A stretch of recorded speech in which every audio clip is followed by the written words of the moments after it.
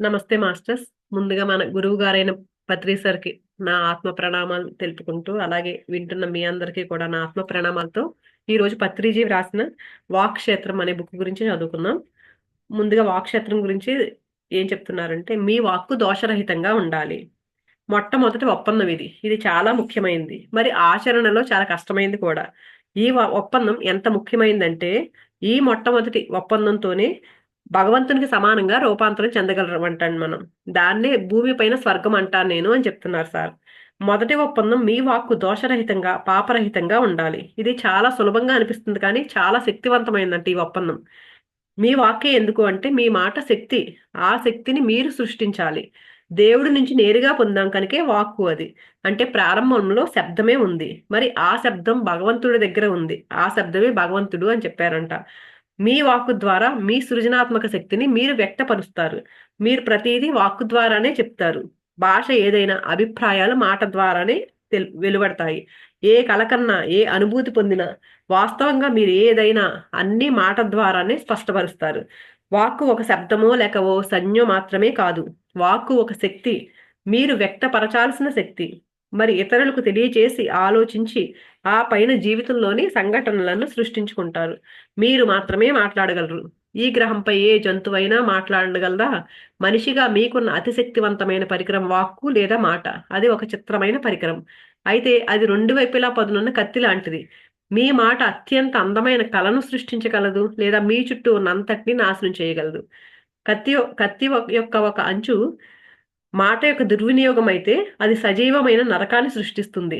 మరో అంచు సౌందర్యాన్ని, ప్రేమను, స్వర్గాన్ని సృష్టించే దోషరహితమైన లేదా పాపరహితమైన మాట. అంటే ఒక మాటను మనం ఎలా అయినా ఉపయోగించొచ్చంటండి. ఈ మాటతో మనం అద్భుతాలు సృష్టించగలుగుతాము. వినాశనాన్ని కూడా సృష్టించగలుగుతామంట. మాటను ఎలా ఉపయోగించాలి? ఎలా ఉపయోగించారు అనే దానిపై ఆధారపడి మీ మాట మిమ్మల్ని సర్వ స్వతంత్రుల్ని చేయగలదు. లేదా మీకు తెలిసిన దానికన్నా ఎక్కువగా మిమ్మల్ని బానిసగా చేయగలదు. మీ ఇంద్రజాల విద్య అంతా మీ మాటపై ఆధారపడి ఉంటుంది. పరిశుద్ధమైన మీ మాట శుద్ధమైన ఇంద్రజాలం. దుర్వినియోగమైన మీ మాట క్షుద్ర ఇంద్రజాలం. అందుకని మాట ఎంత శక్తివంతమైనదంటే ఒక్క మాట జీవితాన్ని మార్చగలదు. లేకపోతే కోట్లాది ప్రజల జీవితాలను నాశనం చేయగలదు. కొన్ని సంవత్సరాల క్రిందట ఒక వ్యక్తి మాటను ఉపయోగించి ఎందరో మేధావంతులున్న మొత్తం దేశాన్ని మార్చేశాడు. చూడండి, ఒక హిట్లర్ గురించి చెప్తున్నారు. ఆయన ఎంతమందో మేధావులు ఉన్నారంటండి. కానీ ఆయన మాటతో వాళ్ళందరినీ ప్రభావవంతులను చేసేసి ప్రపంచ యుద్ధానికి నడిపించాడు. అంటే పైశాచికమైన హింసను ఆచరించడానికి వాళ్ళందరినీ ఒప్పించాడు. వాళ్ళందరూ మేధావులే. కానీ ఈయన మాట అంత శక్తివంతంగా పనిచేస్తుందనమాట. వాళ్ళని ఆలోచింప చేయనివ్వలేదు ఇంకా ఆ మాట. అందుకని ప్రజల భయాన్ని తన మాటలతో మరింత పెంచాడు. ఓ పెద్ద విస్ఫోటనంలా ప్రపంచమంతటా హత్యలతోనూ, యుద్ధాలతోనూ నిండిపోయింది. అంతరా ఒకరి పట్ల ఒకరికి భయం ఏర్పడి పరస్పరం నాశనం చేసుకున్నారు.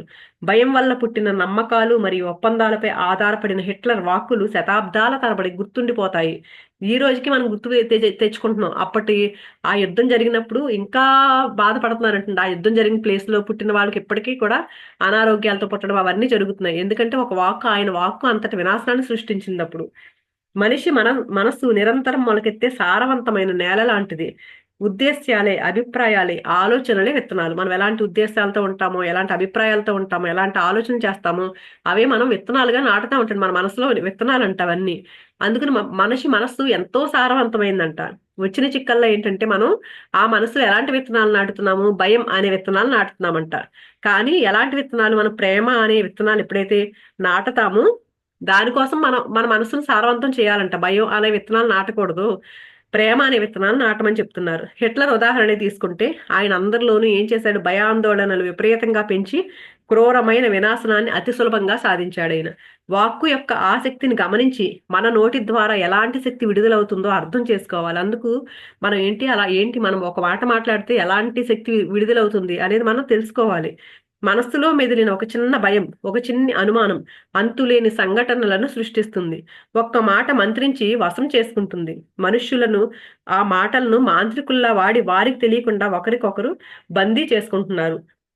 ప్రతి మనిషి ఒక మాంత్రికుడే. ఎదుటి వారిని మనం వశం చేసుకోవచ్చు లేదా మన మాటతో బంధ విముక్తుల్ని చేయొచ్చు. మనం ఎల్లప్పుడూ మన అభిప్రాయాలతో ఎదుటి వారిని ప్రభావితం చేస్తున్నాం. అంతే కదా! పక్కనోళ్ళు నువ్వు అలా ఉన్నావు, నువ్వు ఇలా ఉన్నావు అనుకోండి, చాలా మంది తీసేసుకుంటారు. ఉదాహరణకి ఏం చెప్తున్నారంటే అప్పటికప్పుడే ఏర్పడిన అభిప్రాయంతో ఒక స్నేహితుడిని చూసి, ఎవరినో ఒక స్నేహితుడిని చూసంటండి, క్యాన్సర్ వచ్చే ముందు ముఖంలో కనిపించే రంగు నీ ముఖంలో నాకు కనిపిస్తుంది అంటేనంటండి, ఒక సంవత్సరం లోపే అతను గాని నిజంగా అంగీకరించాడు అనుకోండి, సంవత్సరం కంటే ముందే అతనికి నిజంగా క్యాన్సర్ వస్తుందంట. అంటే చూడండి మన మాట ఎంత బలంగా పనిచేస్తుందంటే, మనం ఒక మాట పక్కన వాళ్ళ మీద అన్నామంటే ఆ మాట నిజంగా తీసుకున్నారనుకోండి వాళ్ళు, అది పనిచేస్తుందంట. అందుకు మాటకున్న శక్తి అంత శక్తివంతమైంది మాట అని చెప్తున్నారు. మనల్ని పెంచేటప్పుడు తల్లిదండ్రులు, పెద్దవాళ్ళు ఏమాత్రమూ ఆలోచించకుండా మన గురించి తమ తమ అభిప్రాయాలు, ఉద్దేశ్యాలు ప్రకటిస్తారు.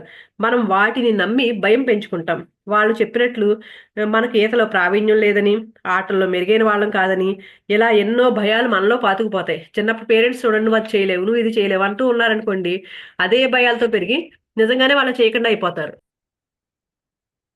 ఈ అమ్మాయి చాలా అందవికారంగా ఉంది కదూ! అంటూ ఎవరో తమ అభిప్రాయం వెలిబుచ్చారనుకోండి ఒక అమ్మాయి దగ్గర, అది నిజమని నమ్మి అదే అభిప్రాయంతో ఆ అమ్మాయి పెరుగుతుందంటండి. ఆమె నిజంగా ఎంత అందమైన అమ్మాయి అయినా సరే, ఆ పక్కనోళ్ళు చెప్పారు కదా! చిన్నప్పుడు ఈ అమ్మాయి అందమైంది కాదు అని చెప్పారు కదా! అది నమ్మేసేసరికి తను నిజంగా ఎంత అందంగా ఉన్నా కూడా, ఆ అమ్మాయి నేను అందంగా లేను అనే మాటే నమ్ముతుందంటండి. ఇదే మాటకు వశీకరణం అవ్వడం అంటే ఇదేనంట. అందుకే మన ధ్యాసను పట్టుకుని వాక్కు మన మనసులో ప్రవేశించి, మన నమ్మకాలను మంచి కోసమైనా, లేకపోతే చెడు కోసమైనా సరే, పూర్తిగా మార్చేయగలదంట. ఒక మాటని ఎప్పుడైతే బలంగా నమ్ముతామో, అది మనల్ని పూర్తిగా మార్చేస్తుంది. ఇంకో ఉదాహరణ, మీరు ఒక మూర్ఖుడు అని మిమ్మల్ని మీరు నమ్ముతున్నారు. ఇది మీరు నమ్ముతున్నంత కాలము, మీరు మూర్ఖుడు అని దృఢపరుచుకోవడం కోసం చాలా పనులు చేస్తారు. ఏదో ఒక పని చేసి నేను తెలివి గలవాడినని అనుకున్నాను. అయితే నేను చాలా మూర్ఖుడిని. లేకపోతే ఇలాంటి పని చేసేవాడిని కాదు అని ఆలోచిస్తూ ఉంటారు. ఇలా మనం 100 రకాలుగా ఆలోచించి మన మూర్ఖత్వానికే మనం చిక్కుకుంటాము. ఏదో ఒక రోజు ఇంకొకరు మిమ్మల్ని మూర్ఖుడన్నది ఎవరు? మీరు మూర్ఖుడు కాదు అని తమ మాటలను మీ మనసులోకి చొప్పిస్తారు. ఆ వ్యక్తి మాటలు నమ్మి తిరిగి ఇంకొకరు అంగీకారం చేసుకుంటారు. దీని ఫలితంగా మీరు మూర్ఖుడు కాదని, మరెన్నడూ మూర్ఖుడని దృఢపరుచుకునే పనులు చేయరు. చూడండి, ఒకసారి ఎవరో మూర్ఖుడని చెప్పారనుకోండి, మనం తీసేసుకున్నామనుకోండి, వెంటనే ఏంటి మనం మూర్ఖుడు, ఏదైనా తప్పు చిన్నదేమన్నా పొరపాటు జరిగిందనుకోండి, అవును నేను మూర్ఖుడిని గదా! అందుకే ఇలా చేశాననుకుంటాం. అలా కాకుండా ఇంకొకళ్ళొచ్చి నువ్వు నువ్వు నిన్ను మూర్ఖుడని ఎవరన్నారు? నువ్వు చాలా తెలివైన వాడన్నావనుకోండి, అది నమ్మినప్పుడు నేను మూర్ఖుడిని గాదని అలా అది చేయడానికి మనం అంటే పక్కనోళ్ళ అభిప్రాయాలు, పక్కనోళ్ళు ఏదైతే మాట మాట్లాడతారో అది ఎప్పుడైతే తీసుకుంటామో, దాని మీద మనం ఆ నమ్మకాన్ని తీసేసుకున్నామనుకోండి, మనం అలా ప్రవర్తిస్తామని చెప్తున్నారు. అందుకని మూర్ఖుడనే పంజరం నుంచి మాటకున్న శక్తితో విడుదలవుతారు. దీనికి వ్యతిరేకంగా మీరు మూర్ఖుడు అని విపరీతంగా నమ్మితే, ఎవరైనా అవును నీలాంటి మూర్ఖుడిని నేను ఇంతవరకు కలవలేదు అంటే, ఆ మాట తిరిగి మీ మనసులో దూరి మరింత బలపడుతుంది. అందుకని మాట ఎంత పవరో చూడండసలు. ఇప్పుడు ఇంపెకబిలిటీ అంటే పాపరహితం లేదా దోషరహితమైన అంటే ఏమిటో తెలుసుకుందాం. ఆ మీనింగ్ ఏంటో తెలుసుకుందాం అంటున్నారు. పాపరహితం అంటే పాపం లేకుండా అని. ఇంపెకబుల్ అనే పదం అంటండి లాటిన్ భాషలో పెకాటస్ అనే నుంచి వచ్చిందంట. అంటే దాని అర్థం ఏంటి? పాపం అంట. ఇంపెకబుల్‌లో అంటే వితౌట్ అంటే పాపం లేకుండా అని అర్థమంట. ఈ ఈ మాటకి అర్థమే పాపం లేకుండా అని అర్థము. మతాలు అన్ని మతాలున్నాయి కదండీ! ఏ మతమైనా సరే పాపం గురించి, పాపుల గురించి మాట్లాడుతూ ఉంటుంది. కానీ మనం పాపం అంటే ఏంటో తెలుసుకుందాం. మీ మనసుకు, మీ భావనకు వ్యతిరేకంగా మీరు ఏది చేసినా అది పాపమే. మీకు వ్యతిరేకంగా మీరు పొందే అనుభూతి. మీకు మీకు కలిగిన విశ్వాసం మీ మాట కూడా పాపమే. మీ పట్ల మీరు తీర్పు చెప్పుకుని, మిమ్మల్ని మీరు నిరాకరించుకుని, మీకు మీరు వ్యతిరేకం అవుతారు. మీ వాక్కు దోషరహితంగా ఉండాలంటే మిమ్మల్ని మీరు విసర్జించుకోవడం, వద్దనుకోవడం కాదు. మీరు వాక్‌శుద్ధి కలిగి ఉంటే మీ పనుల పట్ల మీరు బాధ్యత వహిస్తారు. అంతేకాని మిమ్మల్ని మీరు తిట్టుకోరు. మీ పట్ల మీరు తీర్పు చెప్పుకోరు. మనం నిజంగా చాలా సార్లు చేసే పని ఇదే కదండీ! ఏంటి ఏదైనా పొరపాటున మనకేమైనా తప్పు పని చేశామనుకోండి, వెంటనే చిచ్చి నేనేంటి ఇలా చేశాను తిట్టుకుంటా ఉంటాం మనం. అందుకని మన మన భావనలే, మన ఆలోచనలే అన్నీ మనకు మనమే తీర్పు చెప్పేసుకుంటాం మనము. అందుకని మన పనుల పట్ల ఎప్పుడైతే మన బాధ్యత వాక్‌శుద్ధితో ఎప్పుడైతే ఉంటామోనండి, ఇలా ఎప్పుడు నెగెటివ్‌గా ఆలోచించం మన పట్ల మనం. సరే ఒకసారి ఏదో జరగలేదు, సరే నెక్స్ట్ టైమ్ ప్రయత్నిస్తాం ఏముంది అనే వాక్‌శుద్ధి ఎప్పుడు ఎరుకుతూ ఉంటూ మనం ఇలాంటి వాక్‌శుద్ధితో ఉండాలెప్పుడు. ఈ దిశలో ఆలోచిస్తే పాపం అనేది నీతికి, మతానికి సంబంధించింది కాదని, ఇంగిత జ్ఞానానికి అంటే కామన్ సెన్స్‌కి సంబంధించిందని అర్థమవుతుంది. మిమ్మల్ని మీరు నిరాకరించుకున్నప్పుడే పాపం మొదలవుతుంది. అంటే ఎప్పుడు మనల్ని మనం యాక్సెప్ట్ చేయాలి. అదెలా ఉన్నా సరే, మనం ఎలాంటి పనులు చేసినా సరే అంటే ఎరుకుతో ఉంటూ మనల్ని మనం యాక్సెప్ట్ చేయాలంటండి ఫస్టు. ఎప్పుడైతే మన పట్ల మన నిరసన కలిగి ఉండడమే మనం చేసే గొప్ప పాపము. అంటే ఇప్పుడు మనల్ని మనం తిట్టుకుంటూ ఇలా ఉన్నామనుకోండి, అంటే మనల్ని మనం నిరసించుకున్నప్పుడు పక్కన వాళ్ళు ఏదో అన్నారని చెప్పేసి నిజంగా దాన్ని తీసేసుకుని మనల్ని మనం నిరసించుకుంటూ మనం తక్కువగా చేసుకున్నాం అనుకోండి, అదే పాపం అని చెప్తున్నారు. మతం యొక్క మాటలలో పాపం అంటే చావు తెప్పించే పాపం అని, అది మృత్యువు వైపు నడిపిస్తుంది. కానీ పాపరహితమైన లేదా దోషరహితమైన మాట ఆయుష్ కలిగిస్తుంది. వాక్శుద్ధి లేదా దోషరహితమైన మాటలు కలిగి ఉండడం అంటే మీ పట్ల మీరు నిరసన కలిగి ఉండకపోవడం. వీధిలో మిమ్మల్ని చూసి నేను స్టూపిడ్ అంటే మిమ్మల్ని తిట్టినట్లు అనిపించవచ్చు. అంటే అంటే ఫస్ట్ బాగా గుర్తుపెట్టుకోవాల్సింది ఏంటంటే ఇక్కడ సెల్ఫ్ లో మనల్ని మనం ఎప్పుడు మన పట్ల మనం పాజిటివ్ గా ఉండాలి ఎప్పటికప్పుడు. అలాగే ఫస్ట్ లో ఎవరు వీధిలో అంట ఎవరినో చూసి మనం స్టూపిడ్ అని అన్నాం అనుకోండి, అది మిమ్మల్ని తిట్టినట్టు ఉండొచ్చు. కానీ ఆ మాటను నాకు వ్యతిరేకంగా నేను వాడుకున్నాను. ఇది ఎంత బాగుందో చూడండి. పక్కన వాళ్ళని ఎవరో తిడుతున్నాం, బయటికి వెళ్ళామండి, వాళ్ళు ఎవరో మనకు నచ్చలేదు, తిట్టేసి వచ్చామనుకోండి, స్టూపిడ్ అని తిట్టేసి వచ్చామనుకోండి, అది ఎలా ఉంటది? పక్కన వాళ్ళు తిట్టామనుకుంటాం మనం. కానీ ఆ మాటను నాకు వ్యతిరేకంగా నేను వాడుకున్నాను. ఆ మాట అనడం, పక్కన వాళ్ళు ఎవరిని తిట్టేసరికి వాళ్ళు ఏం చేస్తారు? మనల్ని ద్వేషించడం మొదలు పెడతారు. ఏంటి నన్ను తిడుతున్నాడు కదా అని చెప్పేసి పక్కనోడు ద్వేషించడం మొదలు పెడతాడు. ఆ ద్వేషం నాకు మంచిది కాదు. నేను తిట్టొచ్చాను కదా పక్కనోడిని, అప్పుడు ఆ ద్వేషం ఏంటి నాకు మంచిది కాదు. నాకు కోపం వచ్చి ఆ కోపం అనే విషయం అంత మాట ద్వారా మీకు పంపాను. అంటే ఆ మాటను నాకు వ్యతిరేకంగా నేను వాడుకున్నట్లే కదా. అంతే కదా, పక్కన వాళ్ళు నేను తిట్టొచ్చామనుకోండి, వాళ్ళు మన మీద ద్వేషం పెంచుకుంటారు. అంటే మనమే ఆ విషయాన్ని అతనికి నూరు పోసి మనకు వ్యతిరేకంగా మనం వాడుకున్నాం అన్నమాట మన మాటని. నన్ను నేను ప్రేమించినట్లయితే ఆ ప్రేమను నా పనుల ద్వారా మీతో వ్యక్తపరుస్తాను. అప్పుడు నా వాక్కు దోషరహితంగా ఉన్నట్లు. అంటే మనకి నిజంగా మన శత్రువైనా సరే ఎదురుగా వెళ్ళి నవ్వుతూ నువ్వంటే నాకు ఇష్టం అని చెప్పామనుకోండి, అప్పుడు అతడు కూడా అతనిలో ఉన్న నిజంగా మన పట్ల ద్వేషం ఉన్నా కూడా ఆ ద్వేషాన్ని పోగొట్టుకుని మన మీద ప్రేమ చూపించడం మొదలు పెడతారు. అందుకని మనం ఏదైతే వ్యక్తపరుస్తామో అది మళ్ళీ మన దగ్గరికే వస్తుంది. అంటే మన వాక్కు ఎంత శక్తివంతమైంది, ఎలా ప్రభావితం చూపిస్తుంది అనేది మనకి ఈ ఎగ్జాంపుల్ ద్వారా ఎంతో ఈజీగా అర్థమవుతుంది కదండి. మిమ్మల్ని నేను ప్రేమిస్తే ఎందుకంటే నా ప్రేమ అనే చర్య అలాంటి ప్రతి చర్యనే మీలో పుట్టిస్తుంది. మిమ్మల్ని నేను ప్రేమిస్తే మీరు నన్ను ప్రేమిస్తారు.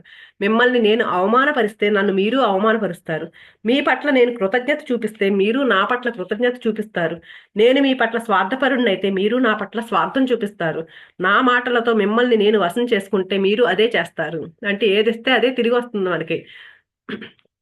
మీ శక్తిని సరిగ్గా వాడుకోవడం అంటే మీ వాక్కు దోషరహితంగా ఉండడమే. అప్పుడే మీ పట్ల మీరు ప్రేమను నిజాయితీని కలిగి ఉండడానికే మీ శక్తిని ఉపయోగించిన వారు అవుతారు. ఎప్పుడైతే మీ వాక్కు మాట దోషరహితంగా ఉండాలనే అంగీకారం లేదా ఒప్పందం మీతో మీరు ఎప్పుడు చేసుకుంటారో అప్పుడు సత్యం మీ ద్వారా విశదమై మీలోని అన్ని రకాల విషపూరితమైన మానసిక వికారాలను శుభ్రపరుస్తుంది. ఎప్పుడైతే మనం ఈ ఒప్పందం చేసుకోమన్నారు కదా, ఫస్ట్ ఒప్పందం అని చెప్పారు కదా, మీ వాక్కు దోషరహితంగా ఉండాలి అని ఒక ఒప్పందం చేసుకోమంటున్నారు. ఎవరితోనో కాదు, మనతో మనకి ఒప్పందం చేసుకోమంటున్నారు. ఎప్పుడైతే ఆ ఒప్పందం ఎప్పుడైతే చేసుకుంటామో మనం ఎప్పుడు విషపూరితమైన ఇవన్నిటిని మన లోపల ఉన్న అన్నిటిని శుభ్రపరుస్తుందంటండి. అంటే వికారాలంటే పక్కన వాళ్ళు తిట్టడము, ఇలాంటి విషయాలన్నీ అన్నిటిని మనల్ని మనం తక్కువగా చూసుకోవడం, ఇలాంటివన్నిటిని తొలగించేస్తుందంట మనది ఎప్పుడైతే దోషరహితంగా మన మాట ఉంటుందో అప్పుడు. అయితే ఈ ఒప్పందానికి పూర్తిగా వ్యతిరేకమైనది చేయడం మనం నేర్చుకోవడం వల్ల ఈ ఒప్పందం నెరవేర్చడం కష్టమవుతుంది. కానీ మనం ఏం చేస్తున్నాం సాధారణంగా? ఈ ఒప్పందానికి వ్యతిరేకంగా చేస్తున్నాము. మనల్ని మనం తిట్టుకోవడము, పక్క వాళ్ళని తిట్టుకోవడం ఎక్కువగా చేస్తూ ఉన్నాం కదా. అలా అలా ఉండడం వల్ల దీన్ని లోపల అలా ఉండిపోతున్నాయి, వికారాలన్నీ అలా ఉండిపోతున్నాయి అనమాట. ఎప్పుడైతే ఈ ఈ ఒప్పందాన్ని కరెక్ట్ గా చేసుకుని దాన్ని ఆచరిస్తూ ఉంటామో అప్పుడు ఈజీగా మనం ఈ ఈ ఒప్పందంతో ఎప్పుడైతే ఉంటామో అప్పుడు మనంతా ఇవన్నీ శుభ్రాలన్నీ మన లోపల ఉన్నవన్నీ పోతాయి, లోపలికి వికారాలన్నీ బయటికి వెళ్ళిపోతాయి. ఇతరులతోనే కాక మనతో మనం అబద్ధాలే అలవాటు చేసుకున్నాం, మన మాట శుద్ధిగా లేదు అని చెప్తున్నారు. భూమిపై వాక్కు యొక్క శక్తిని పూర్తిగా దుర్వినియోగం చేశారు. మాటను శపించడానికే, నిందించడానికే, తప్పు పట్టడానికే, నాశనం చేయడానికే మనం వాడుతున్నాము. మాట సాధారణంగా ఎందుకు వస్తుంది? మాట మనకి ఇవన్నీ చేయడానికే వాడుతున్నాం మనం. అప్పుడప్పుడు సరైన దారిలో వాక్కును వాడుతూ ఉండొచ్చు, కానీ అలా చాలా తక్కువ సార్లు జరుగుతూ ఉంది. ఎక్కువగా ఎందుకు వాడుతున్నాం? మనం నెగిటివ్ గానే వాడుతున్నాం మన మాటని. చాలా వరకు మాటని వ్యక్తిగత విషయాన్ని అంటే కోపాన్ని, అసూయని, ద్వేషాన్ని ఇవన్నీ ప్రకటించడం కోసమే మాటను వాడుతున్నాము. మాట మనిషి పొందిన అతి శక్తివంతమైన కానుక. అంతే కదా, ఒక మనిషికి తప్ప ఎవరికి మాట అనే లేదు. కానీ అందుకే ఇది మనకి శక్తివంతమైన కానుక. కానీ దాని పట్ల మనం నిరసన తెలియచేయడానికే వాడుకుంటున్నాం మనము దాన్ని. ప్రతీకారం కోసం ప్లాన్ వేస్తాం. మాటలతో గందరగోళం సృష్టిస్తున్నాం. భిన్న జాతుల మధ్య, కుటుంబాల మధ్య, భిన్న దేశాల మధ్య ద్వేషాన్ని సృష్టించడానికే మాటను వాడుతున్నాము. వాక్కును తరచుగా మనం దుర్వినియోగం చేస్తున్నాము. ఆ దుర్వినియోగం నరకము అనే కళను సృష్టించి దాన్నే శాశ్వతం చేస్తుంది. మాట దుర్వినియోగం వల్ల భయము, అనుమానం అనే స్థితిలో ఒకరికొకరు ఉంచుకుంటున్నాము. మనుషుల మాట మ్యాజిక్. ఆ మాటను సరిగ్గా ఉపయోగించుకోలేకపోతే అదే బ్లాక్ మ్యాజిక్ అవుతుంది. మన మాట మ్యాజిక్ అని తెలియకుండా ఎప్పుడు మనం బ్లాక్ మ్యాజిక్ అంటే క్షుద్ర ఇంద్రజాలనే వాడుతున్నాము. కరుణ కలిగిన తెలివైన ఒక తల్లి ఉంది. ఒక ఎగ్జాంపుల్ చెప్తున్నారండి. ఒక తల్లి ఉందంట, చాలా కరుణతో చాలా తెలివిగా ఉంటదంట ఆ తల్లి. ఆమెకు ఒక కూతురు ఉందంట. ఆ కూతురు అంటే ఆవిడకి అమితమైన ప్రేమ, ఇష్టం అంట. ఒక రోజు రాత్రి చాలా అలసిపోయి ఉందంట తల్లి. విపరీతమైన తలనొప్పితో, టెన్షన్తో ఆ జాబ్ చేసే దగ్గర నుంచి ఇంటికి వచ్చిందంటండి ఆవిడ. ఆ సమయంలో ఆవిడకి ఎలా ఉండాలంటే ప్రశాంతంగా, నిశ్శబ్దంగా, శాంతిగా ఉండాలనుకుందంట. కానీ కూతురంట హాయిగా పాడుకుంటూ, సంతోషంగా గెంతుతూ తన లోకంలో తను ఉందంటండి. తల్లి పరిస్థితి గమనించలేదు ఆ కూతురు. పాటలు పాడుకుంటూ చాలా హ్యాపీగా ఉంది. ఆ టైంలో తల్లి తలనొప్పితో ఉంది, ఆవిడకి బాలేదు అని గమనించలేదు. ఎంతో ఆనందాన్ని అనుభవిస్తూ మరింత బిగ్గరగా పాడుకుంటూ, గెంతుకుంటూ తన సంతోషాన్ని, ప్రేమని వ్యక్తపరుస్తూ ఉందంటండి కూతురు. బిగ్గరగా పాడుతున్న ఆ అమ్మాయి పాట ఈ తల్లి తలనొప్పిని మరింత పెంచిందంట. కాసేపటికి తల్లి కంట్రోల్ చేసుకోలేక, తట్టుకోలేక అందమైన తన చిన్న కూతురిని పిలిచంట, "నోర్మి, నీ గొంతు పరమ వికారంగా ఉంది, భరించలేకుండా ఉన్నాను. నోరు మూసుకుని ఉండలేవా" అని అరిచిందంటండి. అంటే కూతురిని కావాలని ఏం చెప్పలా, ఇంటెన్షనల్‌గా ఏదో చేయాలని చేసేయలేదు. కాకపోతే ఏంటంటే ఆ తలనొప్పి భరించలేక ఇంకా ఆ సౌండ్‌కి ఇంకా పెరిగిపోతుంది ఆవిడకి. ఏమంది, "నీ గొంతు భరించలేకపోతున్నాను, నోరు మూసుకొని ఉండలేవా" అని అడిగిందంటండి. వెంటనే నిజం ఏంటంటే ఏ శబ్దాన్ని ఆ తల్లి భరించలేకుండా ఉంది. ఆ చిన్న పాప గొంతు నిజానికి వికారంగా లేదు. కానీ తల్లి చెప్పింది. ఆ అమ్మాయి చక్కగా పాడుతుంది. వికారంగా ఏం లేదు. కానీ తల్లి ఏం చెప్పింది, "వినలేకపోతున్నాను" అంది కదా! ఆ మాట ఆ పాప నమ్మేసిందంటండి. నమ్మేసి ఆ క్షణం నుంచే ఆ అమ్మాయి తనలో తాను ఒప్పందం చేసేసుకుందంట. అంగీకారం చేసేసుకుందంట. ఏమని? తన గొంతు వికారంగా ఉంది. తాను పాడితే ఇతరులు బాధపడతారు. ఇంకెప్పుడు పాడకూడదు అని ఒప్పందం చేసుకుందంటండి. స్కూల్లో బెరుకుతనం, సిగ్గు అలవడి పాడమని అడిగినా పాడేది కాదంట. ఇంకప్పటి నుంచి ఏంటి, అమ్మో! తల్లే ఇలా అంది కదా! ఇంకా ఆమెలో ఒక బెరుకొచ్చేసింది, భయమొచ్చేసి ఇంక స్కూల్లో పాడు, నువ్వు పాటలు పాడతావు కదా అని చెప్పినా సరే పాడేది కాదంట. ఇతరులతో మాట్లాడడానికి కూడా అమ్మాయి ఇబ్బంది పడేదంటండి. పై ఒప్పందం వల్ల ఆ అమ్మాయిలో ప్రతి విషయంలోనూ మార్పొచ్చేసిందంట. తాను ఇతరులచే ప్రేమించబడాలి, అంగీకరింపబడాలి అంటే తన భావాలను, ఉద్వేగాలను అణుచుకుని ఉండాలి అనే విశ్వాసం ఆ అమ్మాయిలో బలపడిందంటండి. ఆ చిన్నప్పుడు ఆ తల్లి అంది పొరపాటున అన్న మాటకి అలా ఉండిపోయింది ఆ అమ్మాయి. అందుకని ఎప్పుడైనా మనం ఏదైనా అభిప్రాయం విని నమ్మితే ఆ విషయంపై మనం ఒక ఒప్పందం చేసుకుంటాం. ఆ ఒప్పందం మన విశ్వాసాల పట్టికలో భాగమైపోతుంది. ఆ చిన్న అమ్మాయి పెరిగి పెద్దదైన తన కంఠం గొప్పగా ఉన్నా కూడా మరెప్పుడూ పాడలేదంట. ఒక్క మాటతో ఆ అమ్మాయి ఈ రకమైన మార్పుకి గురైంది. ఈ మార్పు ఆమెను ఎవరి నుంచి వచ్చింది, మళ్ళీ ఏమైనా వ్యతిరేకులు లేకపోతే శత్రువుల ద్వారా వచ్చిందా అంటే కాదు. ఆ అమ్మాయిని ఎంతో ప్రేమించే తన తల్లి ద్వారానే జరిగింది ఇలాంటి మార్పు. తన మాట ఎంత ఘోరమైన పని చేసిందో ఆ తల్లి గమనించలేదు. తెలియదు, ఏదో మాట అనేస్తాం మన పిల్లల్ని కూడా. మనం ఎంత ఎరుకుతూ ఉండాలి చూడండి పిల్లలతో మాట్లాడేటప్పుడు. ఆ తల్లి ఎంతో ఇష్టం. ఆ తల్లి గమనించలేదు. నేను ఈ మాట అనడం వల్ల ఈ అమ్మాయిలో ఇంత మార్పు వచ్చిందన్న గమనిక ఆ తల్లికి లేదు. తాను క్షుద్ర మ్యాజిక్ ను వాడి తన కూతురి పైనే ఒక పంజరం ఏర్పరిచింది. తన మాటలకున్న శక్తి ఏమిటో ఆమెకు తెలీదు. అందుకే ఆమెను నిందించాల్సిన అవసరం లేదు. ఆమె కావాలని ఏం చేయలేదు. తల్లికి చాలా ఇష్టం అమ్మాయి అంటే. కానీ అనుకోకుండా అలా జరిగిపోయింది. అందుకని ఆమెను నిందించాల్సిన పని లేదు. తన పట్ల తన తల్లి, తండ్రి, ఇతరులు ఏం చేశారో అదే తాను తన కూతురి పట్ల చేసింది. మాటను దుర్వినియోగం చేస్తుంది. అంటే చిన్నప్పుడు ఆ తల్లిని కూడా చిన్నప్పుడు ఆ పేరెంట్స్ అలాగే ఉన్నారు కదా! అలా అలవాటైపోయి అలాగే చేసింది తను కూడా. తన మాటను దుర్వినియోగం చేసేసిందావిడ. ఇలా ఎన్ని సార్లు మనం పిల్లల పట్ల మనం చేయము. అనేక రకాలైన అభిప్రాయాలను మనం వాళ్ళ మీద గుమ్మరిస్తాం. వాటిని ఏళ్ల తరబడి మోస్తారు వాళ్ళు. మనల్ని ప్రేమించేవారు మనపై బ్లాక్ మ్యాజిక్ చేస్తారు. అయితే ఏం చేస్తున్నారో తెలియకుండా చేస్తారు. అంతే కదండీ! ఎగ్జాంపుల్ పైన ఆ తల్లి గురించి చెప్పారు కదా! తెలీదు మనం ఇలా చేస్తున్నాం. వాళ్ళ పైన నెగెటివ్ భావాలు మనం చెప్పేస్తున్నాం. నెగెటివ్ ఆలోచనలు, ఆ భయాలు మనం సృష్టిస్తున్నాం అన్న విషయం మనకు తెలియకుండానే పిల్లల పైన మనం అలాంటి ఆ బ్లాక్ మ్యాజిక్ చేసేస్తున్నాం. ఇంకో ఉదాహరణ గమనించండి. ఉదయాన్నే మీరెంతో సంతోషంగా నిద్ర నుంచి లేస్తారు. ఎంతో అద్భుతంగా అనుభూతి చెందుతూ అద్దం ముందు అలంకరించుకుంటూ ఒక గంటో, 2 గంటలో గడిపేస్తారు. అయితే మీ మంచి స్నేహితుల్లో ఒకరు మిమ్మల్ని చూసి, ఏమైంది నీకు? ఎందుకింత ఘోరంగా తయారయ్యావు? నీ డ్రెస్ చండాలంగా ఉంది. నీ వేషం అసహ్యంగా ఉంది" అంటారు. అంటే అంతే సంగతులు. ఇంకా మీరు పాతాళానికి కృంగిపోవడానికి ఆ మాత్రం చాలు. బహుశా మీ స్నేహితురాలు మిమ్మల్ని బాధ పెట్టడానికి అలా అనుండొచ్చు. బాధ పెట్టడంలో ఆమె విజయం సాధించింది. మీపై తన అభిప్రాయాన్ని మాటలతో తెలియచేసింది. ఆ మాట వెనుక అపారమైన శక్తి ఉంది. ఆ అభిప్రాయాన్ని మీరు అంగీకరిస్తే ఇక మీరు ఒప్పందం చేసుకున్నట్లే. ఆ ఒప్పందం ఇక బ్లాక్ మ్యాజిక్ అవుతుంది. అంటే పక్కనోళ్ళు ఏదో అభిప్రాయాలు చెప్పేస్తారు మన మీద. కానీ దాన్ని మనం తీసేసుకున్నాం అనుకోండి, నిజంగానే అది మన మన మీద పనిచేస్తూ ఉంటుంది. ఆ విధమైన వశీకరణ అన్నమాట. ఇదే బ్లాక్ మ్యాజిక్ అంటున్నారు. దాని నుంచి బయటపడడం చాలా కష్టం. వీటి నుంచి బయటపడడానికి సత్యంతో కూడిన మాటలతో కొత్త ఒప్పందాలు చేసుకోవాలి. నిజంగా అలా ఇలా అలవాటు పడిపోయారనుకోండి, వెంటనే ఏం చేయాలి? పైన తల్లి ఉదాహరణలో కూడా అంతే. నేను నా మాట బాగుంది కదా, ఎవరైనా అన్నారనుకో, అవును నేను ఎందుకు ఇలా పాడడం మానేశాను అని ఎప్పుడైతే దాన్ని మార్చుకోవాలంటే మార్చుకోవాలని చెప్తున్నారు. కొత్త ఒప్పందం చేసుకోవాలి మళ్ళీ. సత్యంతో కూడిన మాటలతో, దోషరహితమైన మాటలతో ఒప్పందం అన్నది అత్యంత ముఖ్యమైన భాగము. మన కత్తి ఒకవైపు అబద్ధపు మాటల్లో బ్లాక్ మ్యాజిక్ ను సృష్టిస్తూ ఉంటే, ఇంకొక వైపు సత్యం ఉంది. అది బ్లాక్ మ్యాజిక్ యొక్క వశీకరణను బద్దలు కొడుతుంది. సత్యం ఒకటే మనకు స్వేచ్ఛను కలగజేస్తుంది. ప్రతిరోజు మనం ఇతరులతో కలవడంలో జాగ్రత్తగా గమనిస్తే ఎన్నిసార్లు మన మాటలతో ఒకరినొకరు బందీలుగా చేసుకుంటామో తెలుస్తుంది. అంటే ఎరుగుతూ ఉండమని చెప్తారు కదా, ఇక్కడ ఏంటి ప్రతి నిమిషం మనం గమనించుకుంటే మనం ఒకరికొకరు ఎలా బందీ చేసుకుంటున్నామో మనకే అర్థమవుతుందంటండి పక్కన వాళ్ళతో మాట్లాడేటప్పుడు. కాలం గడిచే కొద్దీ ఈ సత్యం లేని బ్లాక్ మ్యాజిక్ ఘోరమైన రూపం సంతరించుకుంటుంది. దీన్నే మనం ఉబిసిపోని కబుర్లు, గ్యాసిప్ అంటాం. ఈ వృధా మాటలు భయంకరమైన విషయం కాబట్టే అవి బ్లాక్ మ్యాజిక్ యొక్క భయంకర రూపము అన్నాను.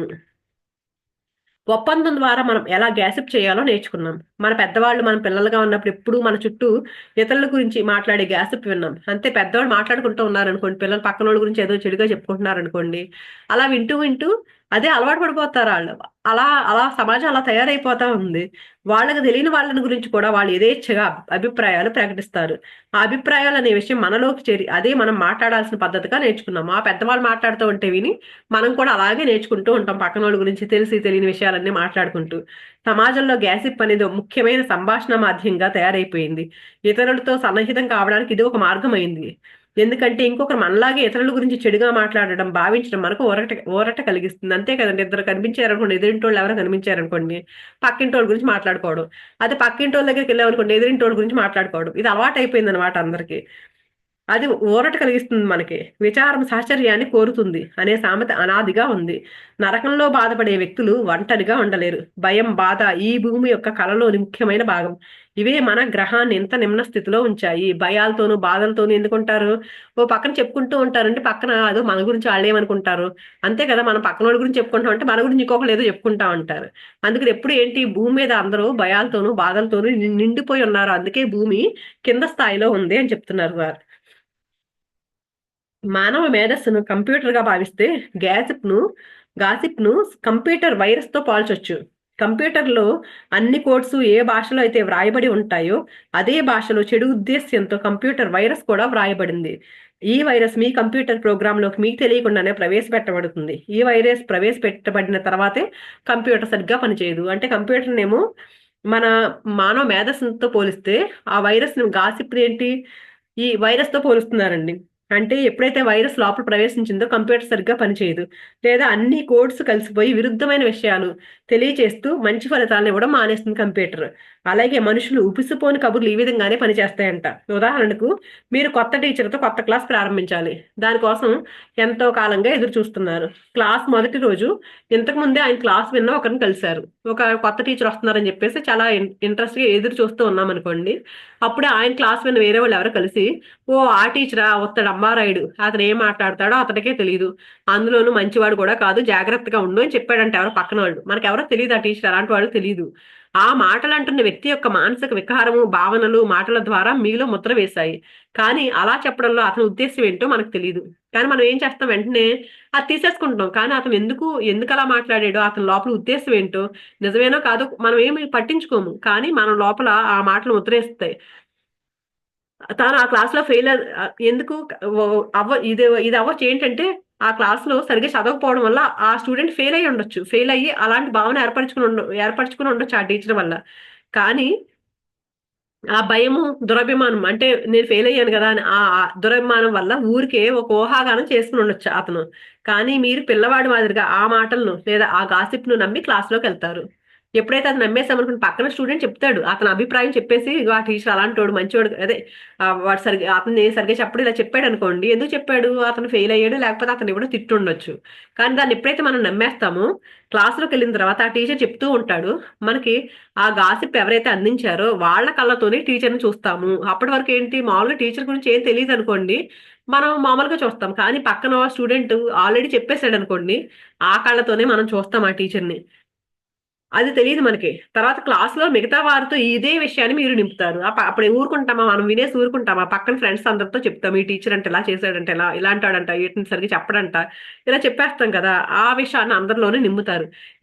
ఇంతటితో క్లాస్ అంతా టీచర్‌ని మోసగాడిగాను, చెడ్డవాడిగాను చూడడం మొదలుపెడతారు.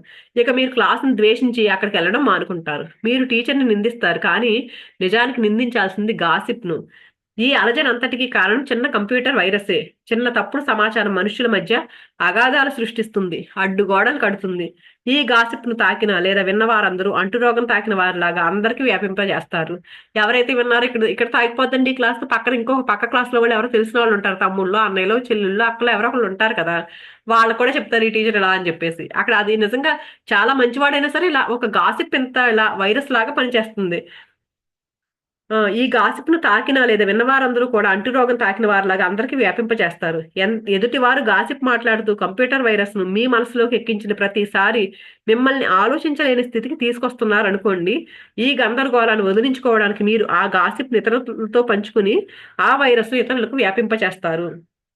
భూమి పైన ఈ చైన్ ఎప్పటికీ అంతం కాని విధంగా సాగుతుందనుకోండి. అప్పుడు మనుషులు విషపూరితమైన అంటురోగాన్ని వ్యాపింపచేసే వైరస్‌ను గుదిబండగా మోస్తూ ఈ పరిధిలోనే సమాచారాన్ని తెలుసుకోగలుగుతారు. ఈ విషపూరిత వైరస్‌ని మాస్టర్‌లు ఆహ్, టోల్టెక్ మిటోటే అన్నారు. అంటే ఒక్కసారి మనసులో 1000 భిన్న గొంతుకులు మాట్లాడి గందరగోళాన్ని సృష్టించడం. దీన్ని అంత చూడండి అందరం ఆ వైరస్ లాగా ఆ గాసిప్ ఏమవుతుంది అందరూ అలా వ్యాపించేస్తూ ఉన్నామనుకోండి దాన్నేనంట భిన్న గొంతుకులు మాట్లాడి గందరగోళాన్ని సృష్టించడం అంటారంట. టోల్టెక్ వాళ్ళు. అదే పనిగా వైరస్‌ను వ్యాపింపచేసే బ్లాక్ మెజిషియన్స్ లేదా కంప్యూటర్ హ్యాకర్స్ మరింత చెడ్డవారు. మీరు కానీ లేదా మీకు తెలిసిన వారు కానీ ఎవరి మీదైనా కోపం ఉండి పగ తీర్చుకోవాలనుకున్నారనుకోండి. పగ తీర్చుకోవడం కోసం అతను బాధపడేటట్లు అతని మీద ఏదో దుష్ప్రచారం చేస్తారు. కొంతమంది ఉంటారు చూడండి. ఎవరి మీద కోపం ఉందనుకోండి, ఆళ్ళ మీద ఎలాగైనా పగ తీర్చుకోవాలి అనుకున్నప్పుడు ఏం చేస్తారు? నిజంగా ఆళ్ళు మంచివాళ్ళైనా సరే వాళ్ళ మీద దుష్ప్రచారం చేయడం మొదలుపెడతారు. పిల్లలు ఏమాత్రం ఆలోచించకుండా ఇటువంటి పనులు చేస్తారు. కానీ పెద్దవారయిన తర్వాత కూడా మరింత ప్రయత్నించి ఎదుటి వాళ్ళు దిగజార్చాలని చూస్తారు. అతడికి తగిన శిక్ష పడింది అని మనకు మనం అబద్ధాలు చెప్పుకుంటాం. దుష్ప్రచారం చేసేసి ఏమనుకుంటారు పైగా ఆ! అతను ఇలాంటోడు కదా! అతనికి తగిన శిక్ష పడింది అనుకుంటూ ఉంటారు. ప్రపంచాన్ని కంప్యూటర్ వైరస్ ద్వారా గమనిస్తే క్రూరమైన ప్రవర్తనలకు కారణం సరిగ్గా చెప్పొచ్చు. మాట దుర్వినియోగం వల్లే నరకంలోకి మరింత కూరుకుని పోతున్నామని మనకు తెలీదు. కానీ ఆ మాట దుర్వినియోగం చేయడం వల్ల ఇంకా కిందకి దిగిపోతాం అన్న విషయం మనకు తెలీదు. సంవత్సరాల నుంచి ఇతరుల మాటలకు వసులవ్వడం, గాసిప్పుల్లో పాల్గొనడం జరుగుతుంది. మన పట్ల మనం వాడే మాటలు కూడా సరిగ్గా వాడటం లేదు. మనం నిరంతరం మనతోనే మాట్లాడుకుంటూ ఉంటాం. అందులో చాలా సార్లు ఏమనుకుంటాం మనం, అయ్యో! నేను లావుగా కనిపిస్తున్నానే, నేను చాలా వికారంగా ఉన్నాను, ముసలితనం వచ్చేసింది, నా జుట్టు రాలిపోతుంది, నేను మూర్ఖుడిని, నేనెప్పుడూ అర్థం చేసుకోలేను, నేనెప్పుడూ మంచివాడిగా ఉండలేను, నేనెప్పటికీ పరిపూర్ణుని కాను. ఇలా ఉంటాయి మనలో మన మాటలు. మనల్ని మనం ఇలా అనుకుంటూ ఉంటాం కదండీ! గమనించారా? మన పట్ల మనకెంత నిరసనుందో, మాట అంటే ఏమిటో, అది ఏం చేస్తుందో మనం అర్థం చేసుకోవాలి. నీ మాట దోషరహితంగా ఉండాలనే ఒప్పందం అర్థం చేసుకుంటే, మీ జీవితంలో జరిగే అన్ని మార్పులకు మీరు గమనించవచ్చు. మొట్టమొదట మీతో మీరు వ్యవహరించే తీర్పులో మార్పొస్తుంది. తర్వాత ఇతరులతో, అందులోను మీరు ప్రేమించే వారితో మీ తీరులో మార్పు మీరు గమనించవచ్చు. ఎప్పుడైతేనండి ఇది సరిగ్గా అర్థం చేసుకున్నామో, మీ వాక్కు దోషరహితంగా ఉండాలి అర్థం చేసుకుంటే ఫస్ట్ ఏమవుతుందంట, మనలో మార్పొస్తుంది. అంటే మనల్ని మనం నిందించుకోవడం మానుతాం ఫస్ట్. తర్వాత ఇతరులతో మొదలుపెడతాం. మన ఇంట్లో వాళ్ళతో. తర్వాత బయట వాళ్ళతో కూడా ఈ మార్పు మొదలవుతుందంట. ఈ ఒప్పందాన్ని ఎప్పుడైతే తీసుకుంటామో అప్పుడు. మీరెంతో ప్రేమించే వ్యక్తి గురించి ఇతరులతో మీరెన్ని సార్లు మీ ప్రకారంగా మిమ్మల్ని సపోర్ట్ చేయాలని గాసిప్ చేశారో గుర్తు చేసుకోండి. నిజంగా మన ఇంట్లో వాళ్ళ గురించి కూడా పక్కన వాళ్ళకి చెప్తూ ఎంత గాసిప్ చేసామో గుర్తు తెచ్చుకోమంటున్నారు. మీ అభిప్రాయాలు, ఉద్దేశ్యాలు సరైనవి అని నిరూపించుకోవడానికి ఇతరుల ధ్యాసను మీ వైపు మరల్చుకుని మీరెన్ని సార్లు ప్రేమించే వ్యక్తి గురించి చెప్పారో గుర్తు తెచ్చుకోండి. మీరు ఏ రకంగా ఆలోచిస్తారో ఆ అభిప్రాయాన్నే ప్రకటిస్తారు. అంత మాత్రాన అది నిజం కాదు. మీ నమ్మకాల నుంచి, అహం నుంచి, ఊహల నుంచి మీ అభిప్రాయాలు వెలువడతాయి. నా అభిప్రాయాలు సరైనవి అని నిరూపించుకోవడానికే మాటలతో విషాన్ని సృష్టించి అందరికీ వ్యాపింపచేస్తారు. మొదటి ఒప్పందాన్ని అంగీకరించి మీ మాట దోషరహితంగా, పాపరహితంగా ఉంటే మనస్సు నుంచి, వ్యక్తిగత సంభాషణ నుంచి చివరకు మీ పెంపుడు జంతువులతో మాట్లాడే మాటల నుంచి ఏ రకమైన మనోవికారమైన విషమైన శుభ్రపడుతుంది. ఎప్పుడైతే ఈ ఒప్పందాన్ని చేసుకుంటామో ప్రతి ఒక్కరి పట్ల మన వాక్కు మనలో ఉన్న వికారాలన్నిటిని పోయి శుభ్రపడుతుందంటండి. మీ వాక్కు దోషరహితంగా ఉన్నప్పుడు ఎవ్వరి నకారాత్మక మాటల వశీకరణ నుంచి అయినా బయటపడే సామర్థ్యం మీకు ఉంటుంది. ఎప్పుడైతే మన వాక్కు దోషరహితంగా ఎప్పుడైతే ఉంటుందో అప్పుడు పక్కన వాళ్ళు ఏవైనా నెగిటివ్ గా మాట్లాడిన మన గురించి ఎలాంటి మాటలు చెప్పినా సరే వాటి నుంచి బయటపడతామంటండి. అవి మనం తీసుకోకుండా ఉంటామంట. నకారాత్మక అభిప్రాయాలు మీ మనసు అనుకూలంగా ఉన్నప్పుడే వాటిని స్వీకరిస్తారు. ఎప్పుడైతే మనం నెగిటివ్ ఆలోచనలు మనం చేస్తూ మన దోషరహితంగా ఎప్పుడైతే ఉంటామో అప్పుడే ఎదుటి వాళ్ళు చేసిన నెగిటివ్స్ అన్ని తీసుకోవడానికి సిద్ధంగా ఉంటుందంట. మీ వాక్కు దోషరహితంగా ఉంటే బ్లాక్ మ్యాజిక్ నుంచి వచ్చే మాటలకు మీ మనసు ఏమాత్రం లొంగదు. మనం మనం ఎప్పుడైతే మంచిగా ఉంటామో అంటే ఆ దోషరహితమైన మాటలు మాట్లాడుతూ స్వచ్ఛంగా ఉంటామో అప్పుడు పక్కన వాళ్ళు నుంచి వచ్చే ఆ నకారాత్మకమైన నెగిటివ్ ఏమి తీసుకోకుండా ఉండగలుగుతామంట. దానికి బదులుగా ప్రేమతో వెలువడే మాటలకు స్పందిస్తుంది. అప్పుడు ప్రేమ ఎదుటి వాడి ప్రేమకి ఆ మాటలకు ప్రేమ మాటలకు స్పందిస్తుందంట మన మనసు. మీ వాక్శుద్ధి ఎంత ప్రయోజనం చేకూర్చిందో బేరీజు వేసుకోవాలంటే దానికి మీ సెల్ఫ్ లవ్ లెవెల్ ఎంత పెరిగిందో గమనించండి.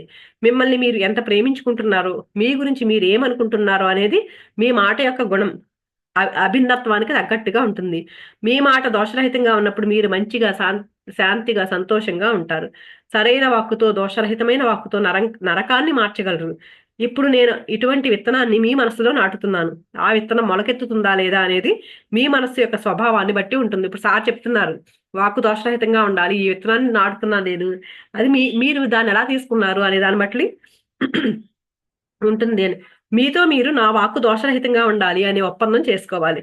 ఈ విత్తనాన్ని పోషించండి, అది మరిన్ని ప్రేమ బీజాలను సమకూరుస్తుంది.